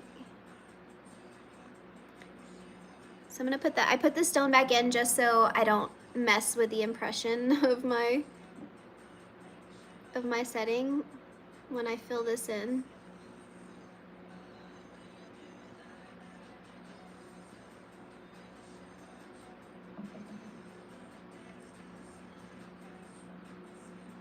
Do I have a website that drives sales or social media? What drives sales for you? I see you closed Etsy. Yeah, I have a website and I have an email list, which is really helpful. And so it's a combination of my email list, my website, and social media, I believe.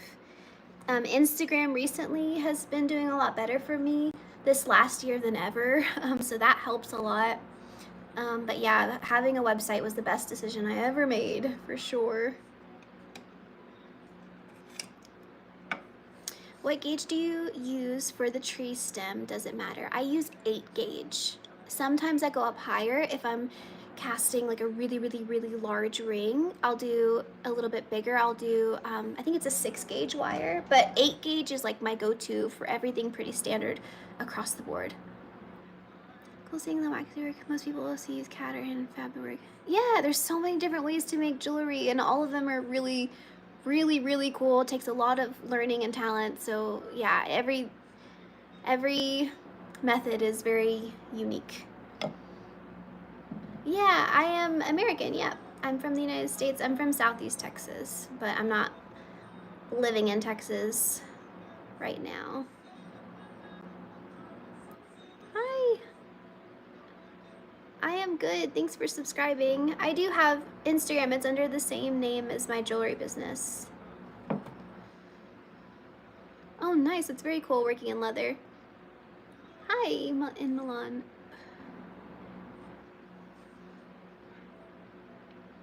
Really appreciate the video you make about the business end. Thank you, Charles. I hope it's helpful.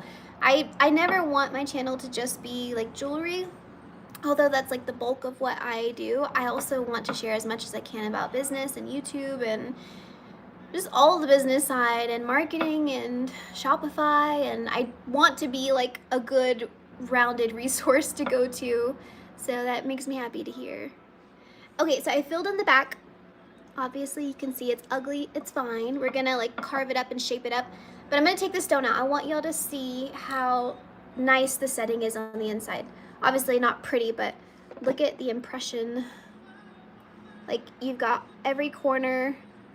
You can see the girdle of the stone where it starts.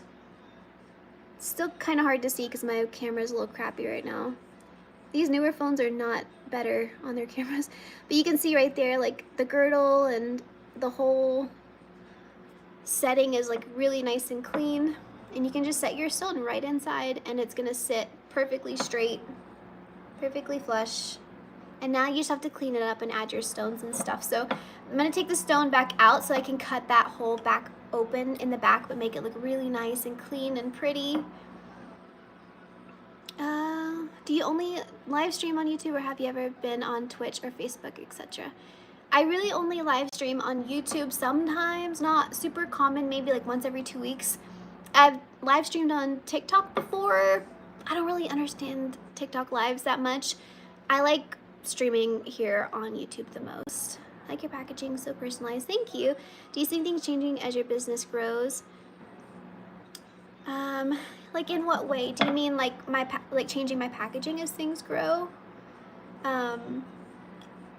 I've thought so many times as my business has grown how much I wish I could have figured out how to make my business name my actual name, because so many people think my name is Matera and it's not. That's the only thing that I can think of. But I also was thinking about, someone had left a comment recently and I thought, like, that's actually really smart, about how I should make my YouTube channel my actual name so that people know my name. And since also I feel like YouTube is so much more personal than just my business, and it would be nice for people to know my name. So I've thought about that, like just on YouTube, changing, like all the content staying the same, but just changing it to my name if it's not already taken.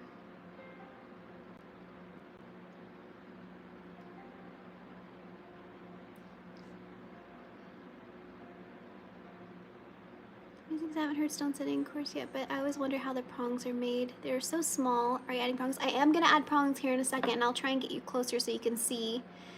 Have you thought of eventually doing 3D printing with castable resin? That's what most people work with. Yeah, I talked a little bit in here about 3D printing. I'm hoping in the future one day I can learn how to do it. I'm not there yet at all. And I've never cast resin. I've only ever cast wax, but I know that they make a 3D printable wax, and that's cool. So for I am starting casting services on October 20th for other people. So if I'm not going to be casting resin, but if people that work with 3D printing, if you are able to 3D print with the resin wax, then I can cast your pieces. But I do eventually want to learn, yeah. Thank you. Okay. How did you get Pepe Tool sponsorship? They use you for all their commercials now. I did, yeah, they did use one of my videos for a marketing campaign thing.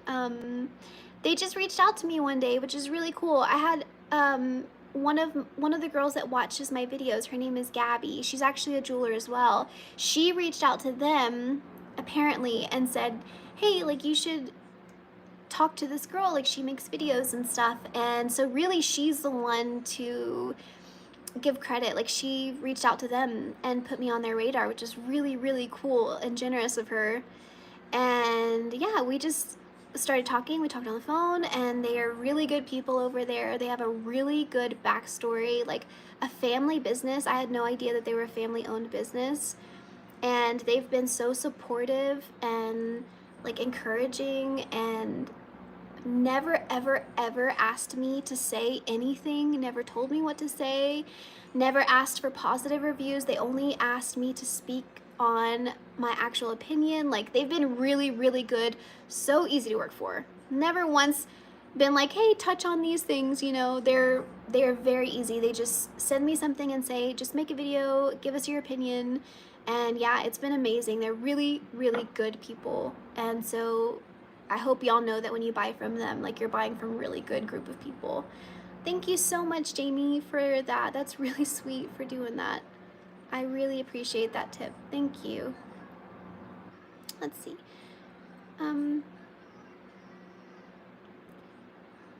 I don't make grills. I'm sorry.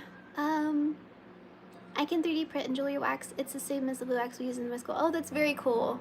Yeah, I can cast that. I can't cast resin, but I can cast the wax. And have traditional silversmith experience. Do you think that you've been... I do think it was helpful for me to learn silversmithing first, but I 1000% don't think it's necessary, Nicole. If you want to learn how to wax carve and then stone set after, I don't think that there's like a chicken and the egg situation here. I think you can learn wax carving first. That's totally fine. It's probably the more affordable way to go. So yeah, I think it's totally fine to learn how to do wax first and then learn how to stone set afterward. Obviously, when you get your castings back, you're gonna need to set stones and stuff. So yeah, you definitely can do this first. I feel like your style is well suited for wax. Cat is usually more hard service. Yeah, I think I agree, Weston.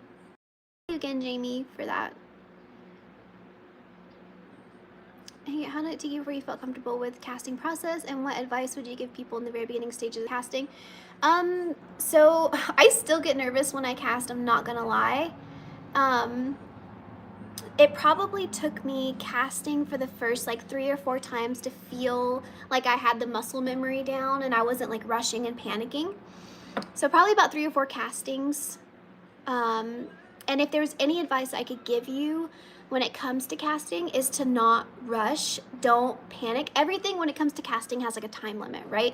Your mixing investment, you only have 8 minutes. Your flask got to the right temperature, you know, you don't want it to sit too long, or you need it to set for 30 minutes, or my metal melted, I need to pour it now, you know, like everything feels like it has a time limit on it. So don't let that make you feel rushed, because that's how mistakes end up being made. And when I say mistakes, I mean like missing when you pour because you're kind of like, you're on edge, your nerves are on edge, or like not taping up your flask all the way and investment spilling out, like just not taking your time. Not making sure that a vacuum is being pulled because you're concerned about pouring. You're not looking at your how much pressure is pulling on your vacuum. Like all of those things of like when you feel rushed, that's when mistakes get made. So if there's anything I can tell you, it's don't feel rushed. Everything isn't as on a time thing as you think, and just take your time. And practice muscle memory, like before you actually start casting, like muscle memory it, like put your empty flask in the kiln, take it out, put it in your Kaya cast or whatever you're using, and then grab your pour thing and do everything as if you were actually doing it in real life, just to get the muscle memory down. That was really helpful for me too.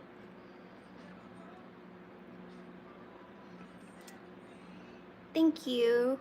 From Turkey. I don't do custom pieces right now. I used to, but I'm not right now. How many products did I have when I started my website? I think I had, when I first started my website, it was when I was doing like clay jewelry, and which is funny because that's so far from what I do right now. So when I was doing clay jewelry, I think I had like maybe 4 or 5 things on there.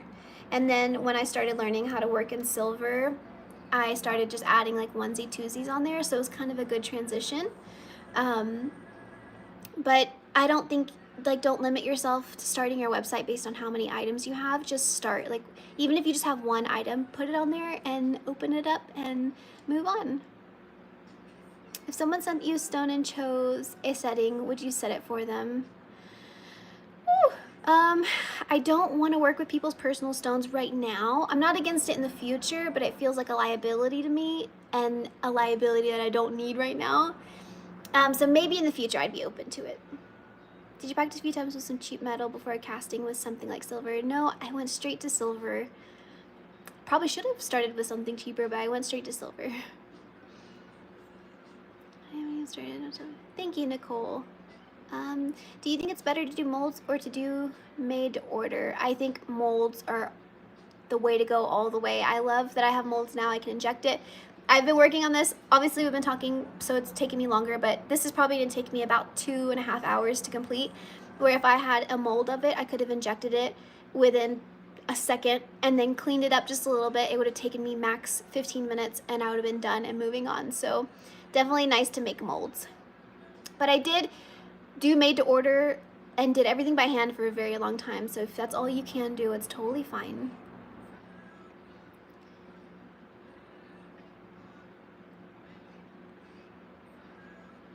Thank you.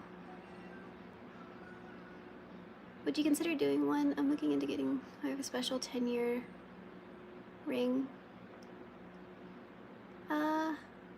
Doing like a custom one? I would consider it. If you want to message me on Instagram, if it's for a 10-year anniversary, I would be willing to try something custom for you. That's special. I'm about to have my 10-year anniversary too, so that's cool. Congratulations. Did I ever have times where I felt like I wanted to quit? Yes, I did. In the very beginning, whenever I was first starting to learn, believe it or not, like the only time that I felt so frustrated that I wanted to quit was when I was learning how to solder. And now it's easy to me, but also I never wanted to quit whenever I was like doing school full-time, working full-time and all that stuff, but it was so much pressure on, it was so much on my plate that I felt like I needed to pause. But instead of quitting jewelry, I quit school, so it's fine.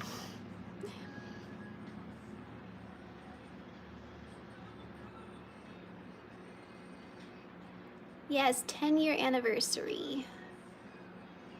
Yeah, definitely message me, okay? When you work on a detailed piece and more sophisticated, how long does it take you? I sometimes work several days on a piece, and each day I have a different view. Yeah, you wait. That must be frustrating. You wake up and you're like, damn it, I liked this yesterday, but I don't like it anymore. If I'm working on a detailed piece, like my poppy earrings, I don't have them right here to show you, but those are pretty detailed. That took me about 2 days. Yeah, and it is good to get perspective on those more detailed pieces, like give it a rest. So yeah, that does sometimes happen, but the ones that I have molds of, it doesn't take me long. But if it's a new piece, then yeah, it can take a lot longer for sure. Yeah, I got married when I think I just turned 20. No, I was 19. I was 19 when I got married.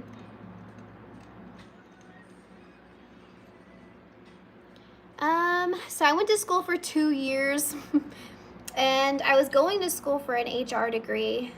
But I ended up getting an associate, like I ended up quitting school and just filing for my associate's degree, and it was in business administration or business management or something like that. The best place to buy, I buy all of my wax from Rio Grande, but you can also buy it on Amazon as long as it's Ferris wax. Like if you're in the UK, you can also buy wax from Cooks on Gold. So as long as it's blue Ferris wax or any color Ferris wax, I think Ferris wax is the best brand to go for. There's also like, I think Wolf Wax also has like their own carvable wax too, but I think it's a little more expensive than Ferris. I like to design my idea in 3D, then make handmade as 11 hands. Yeah, that's really cool. And then you have something visual to go off of, which is really, really nice. I follow Beja from The Art of Metalsmithing. I follow With Love Jewelry, Vanessa. I follow, oh, what's his name? Oh my god, his videos are so incredible. Pablo something. Pablo, he's in a wheelchair. If you haven't seen him, you need to go find him. Just type in Pablo Jewelry. I don't know what the other half is of his channel, but he makes the most incredible stuff, and his videos are so cinematic. You can tell he spends weeks on his videos, and he makes the coolest stuff. He made a video turning AirPods. Thank you. Yes, Pablo Simadevila. I watched a video recently. It was an older video of him turning Apple AirPods into gold AirPods, and like functioning ones. He's just very, very, very cool and seems like a really nice guy. And yeah, so yeah, I also follow At the Bench, Andrew Barry at the Bench. Who else? Yeah, there's so many good people. Estonia Metals, I follow her. She stopped posting videos though. I'm trying to think of who else. Yeah. Okay, so if y'all were here when I did this, look at how much cleaner that looks. I added a bunch of wax to that big hole and then cut it back out to be more rectangular. So it looks so much better. It's already so much cleaner. Let's go ahead and add the prongs in now. Let's see. I don't watch Muffin, but yes, production. Yeah, it's incredible. Yeah, Bobby White. Bobby White is another good, like super cinematic.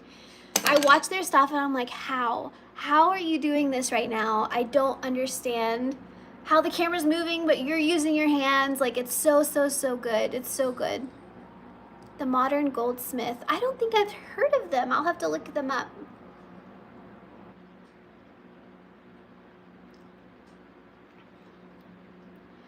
What's your take on AI? Do you think it could be dangerous for us? I like AI just as it is right now, like ChatGPT. I use that all the time. Once again.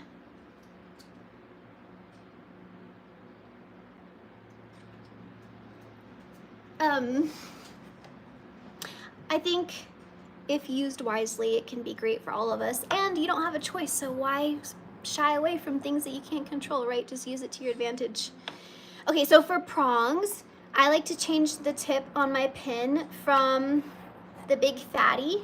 I'm using the Touch-O-Matic pen from Pepe Tools to this skinnier one. That way I can control how much wax I put over my stone.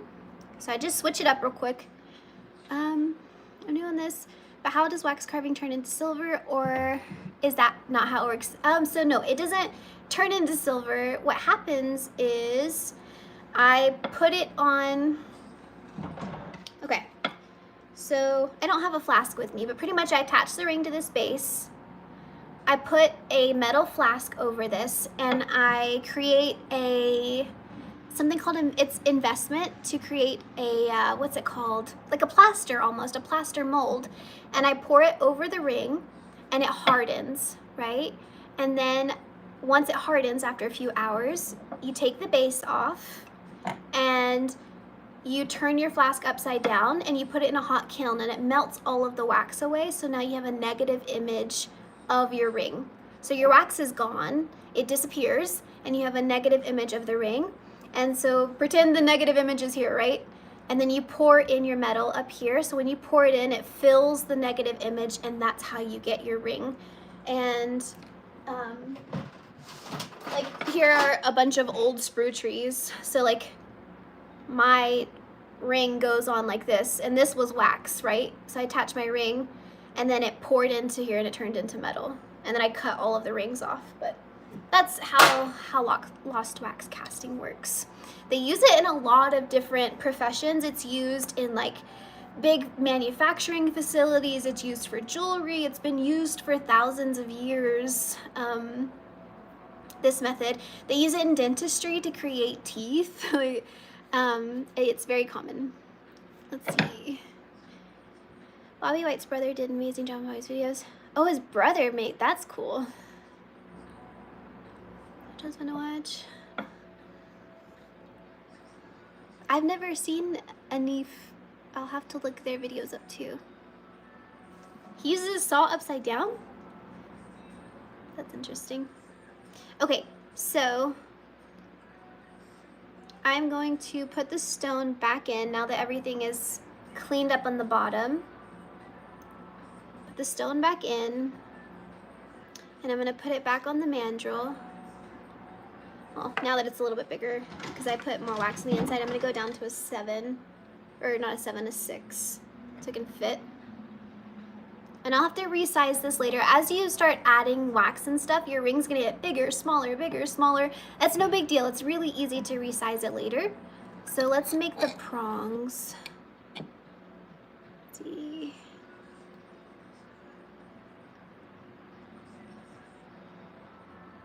Huh. Okay.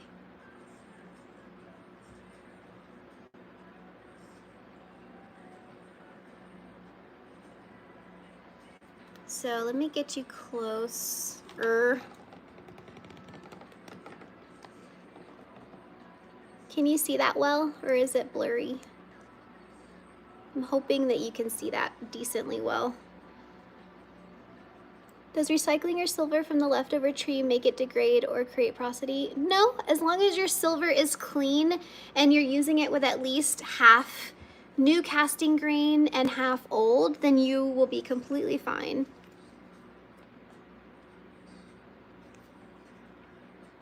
Okay. Thank you, Jessie. So for this, I don't want my pen to be too hot, because if you make your pen too hot, then your prong will just melt away. So you want to find the right temperature so that it's nice and kind of like stringy almost. You just don't want it to be too hot or your prong won't, it'll just be a puddle of wax, if that makes sense.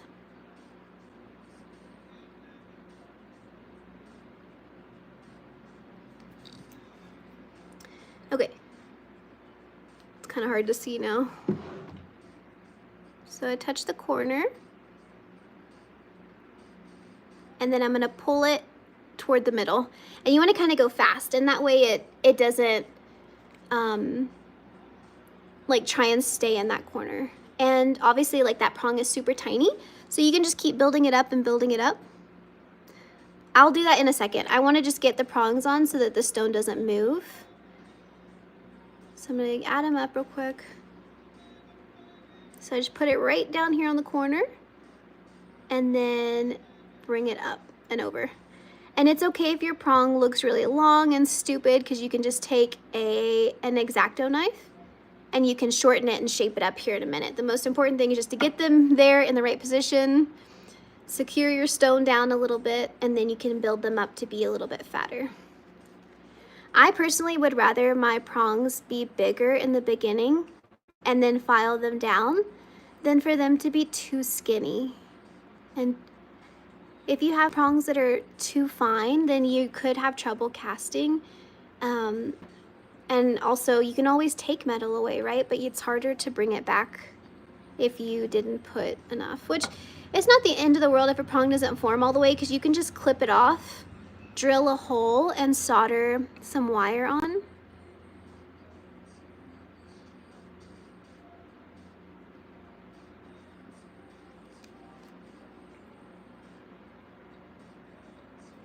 You're welcome, Designs. I'm happy to help.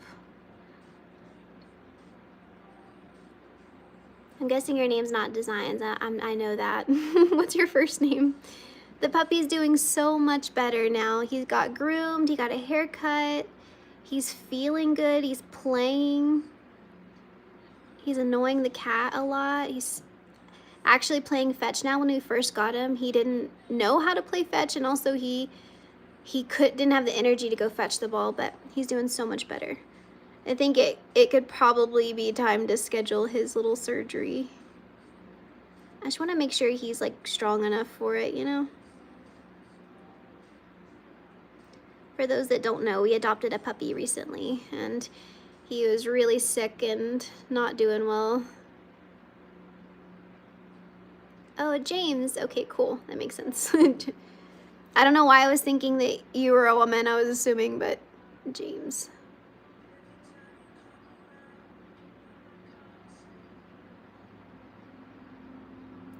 And then I usually like to kind of join up my prongs with the rest of my design, just so that it doesn't look like out of place or chunky. But also, you can take a file or like a blade and file them down to be smooth, if you're not going for like the organic look, which is not most people's preference. So I'm just adding more wax to make him a little bit stronger and a better shape. It's okay if they're too tall right now. It's okay if they're too fat. We just want to add them on, and then we can use an X-Acto knife to shape them up. You just want them to be really strong and secure in there so that when you take your stone out, it doesn't break all of your prongs off. And I've got my temperature on, if you have a Touch-O-Matic pen, I have it just on number 1 right now, and I'm using the green tip. But basically, you just want to have a low heat so that you don't melt your prongs to oblivion.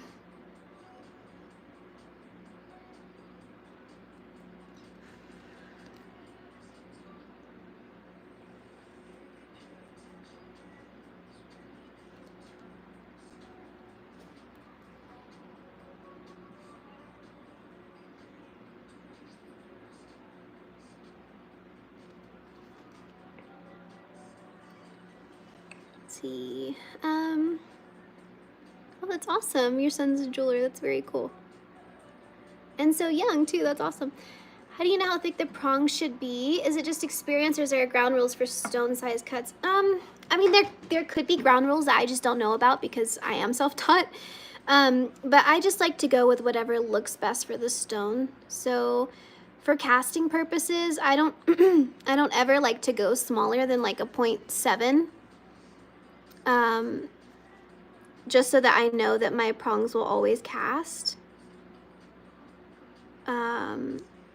But then after that, it's kind of up to you with however you want your prongs to look. Some people want their prongs to be very pronounced. Some people want them to be as dainty and out of the way as possible. So that's going to be like your just design preference. I don't mind a pronounced claw as long as it's right for the style. Sometimes I don't want my prong to be like the main focus. If you have a really incredible stone, usually you want obviously like the stone to be the focus.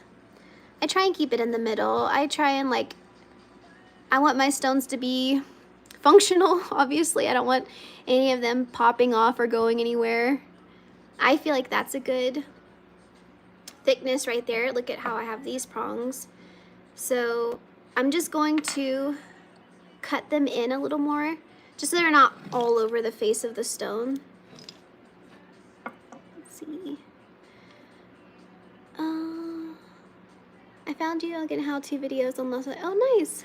That's good. I'm glad that you found me with that. Prong should be 0.8 to 0.1. Yeah, that. Are your rings your favorite type of jewelry to make? I do enjoy making rings. I also really enjoy making like larger earrings. But rings sell the best, and necklaces. How will you take the stone out without messing up the prongs? I will show you. No, this isn't a 3D pin. This is just like an electric pin. When I touch the handle, it heats up. When I let it go, it turns off. It's just an electric wax pen. So I'm just dipping it in like a block of wax. Okay, so I will show you how to get the prongs out, but first I want to make sure that the prongs like look nice before I take them out, because they're easier to cut when you've got the stone in. Again, I don't care about the height. I can file away the height after I cast it. If one is like ridiculously taller than the other, I'll try and cut it away, but they all look pretty even to me. I just want to cut away the excess, like, so you just take your little knife, and be careful if you're working with softer stones, but this one's not super soft. And I just trim it back just so it's not right on top of the face of the stone. And when I say that, I mean like the little square part right here, the pretty part. So just keep it all cut away from there. And then I'm gonna go in and I'm gonna cut in like at an angle, like a 45-degree angle, so that they're nice and pointy on the front. And again, this doesn't have to be super perfect, because after you cast, you're gonna take a file, a beret file specifically, and you're gonna file up your prongs anyway. But as always with casting, the more work you do now, the less work you have to do afterward. So try and do as much cleaning and like prepping as you can while it's in wax, so that you don't have to do it all after it's cast.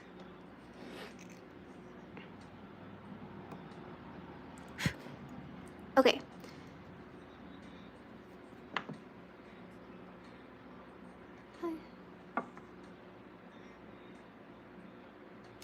Yeah, you can definitely email with me with some questions.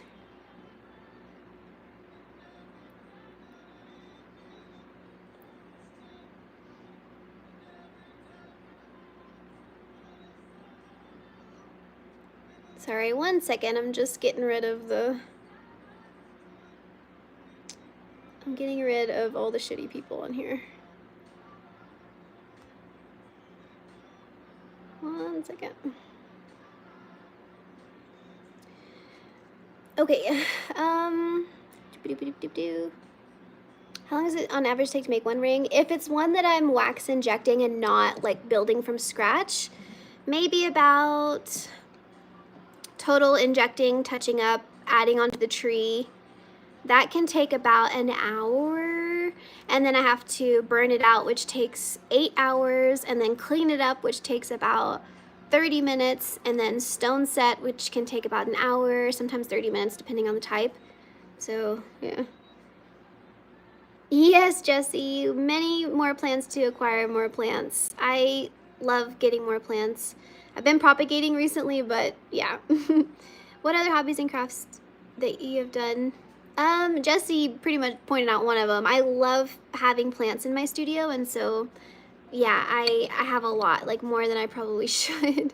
And I also like to go camping. Thank you, Jamie. Thank you. Have a wonderful day and keep up the amazing work. Thank you. Okay, so let's pop this out. Okay, so there are a few things to remember. If you're gonna be making prongs with wax, then you wanna make sure you're using something that's strong but flexible. So this blue ferrous wax is a really good thing to use. And then when you're pushing out your stone, don't push from the very center of the back. You wanna pick a side so that it only puts pressure on one side of the prong and not all four. If you put pressure on all four, then one of them's bound to break. But if you put pressure on just one, then it makes it better for all the other four. And, you know, it's less likely for that one to break. If it does break, you can just take your wax pen and touch it up. But anyway, sometimes also you can just take your X-Acto knife and you can just lift without even pushing from the back. But I typically like to push from the back. So I'm gonna push from the top or whichever side is easiest, but I'm just gonna push from one side. It's also nice sometimes to kind of support the ends of your prongs if you keep finding that you're breaking one. And this is not always like a foolproof way. Sometimes I have to reattach a prong and that's not a big deal. Make sure none of the prongs are sticking to the stone. Just gonna lift, put my blade under each one, make sure it's not sticking. Let me try. Try not to scratch your stone. Okay, so actually this might be better right here for this one. I can lift under, since my setting is very thick, on just one corner. And just turn my blade and it's popping out. You see it's popping out that corner? And then you can just help it.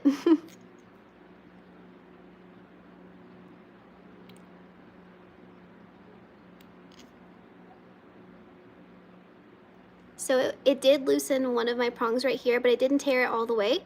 So I'm just gonna take my wax pen and just rub it right on there and secure that prong again. But they all stayed. I just have to fix that little break. Sometimes that'll happen, sometimes it won't. Just remember not to panic. If you need to put your stone back in and recreate your prong, that's no big deal whatsoever, but usually that will work. So I'm just gonna take my pen and I'm just gonna heat back up around where that prong bent.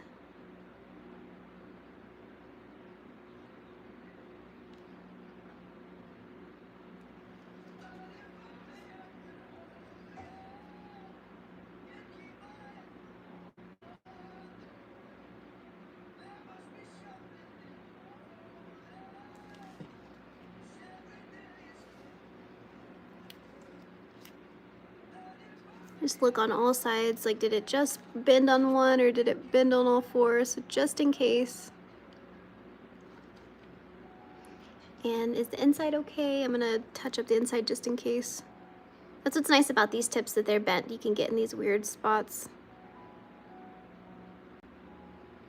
And I just touched it there. I'm gonna do the same on this one, just because this one kind of, it looked like it took a lot, like a little bit of a hit.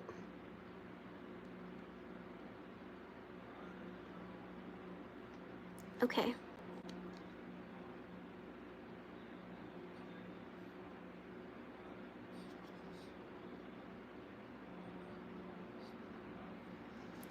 Okay. There you go.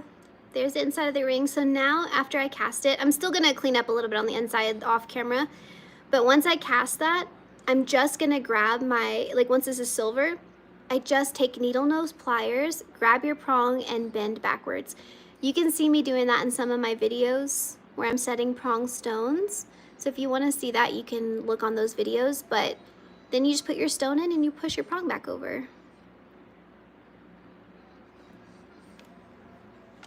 All right, let me catch up on y'all's messages.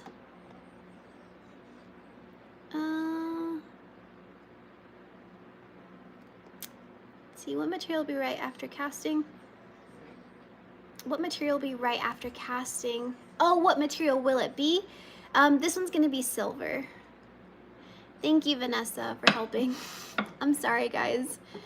The most popular ring size for me is probably a 6.5 and a 7. Those probably. Thank you, Jupiter. Yeah, thank you, guys. Let's see, it must be something in the water. Oh, you can hear the music. I know. I love James Arthur so much. He made a song recently. I'm trying to remember which one it was. Oh, it's so good. It's what's it called? Hang on. Normally I wouldn't care this much if it's gonna bother me, and the song is so good that I have to tell you. Can you use prongs like that? Can you add prongs to stones like raw quartz, like when they cut into pieces but not polished, or is there another way to add them? Oh, like a rough cut stone. If you want to design some prongs around a rough cut gem, like why not? Just give it a shot. It's your design. If it comes out good, then great. So let's see. Let's see. Oh, From the Jump. It's called From the Jump. Him and Kelly Clarkson, the first time I heard it, he went on Kelly Clarkson's show and he sang it with her, James Arthur, From the Jump. It's so good. Anyway, back to jewelry. You can add prongs to stones like, can you beatbox? No. You learned something. Thanks for showing us how to remove stone. You're welcome. So cool. What you find out checking out live YouTube? Yeah. Random, huh? This is super helpful. Thanks. Yes, you're very welcome. I'm sorry that was so long. I don't know how many of you have been hanging around just to wait to watch me pop this stone out, but oh, you're very welcome, Gemstone. I'm gonna go as well. My phone's about to die. I'm scared to start working with wax, but always concerned about how brittle it is. It's not brittle. It's actually really strong. Oh, wax haven't touched. Any tips on making shapes stable while working?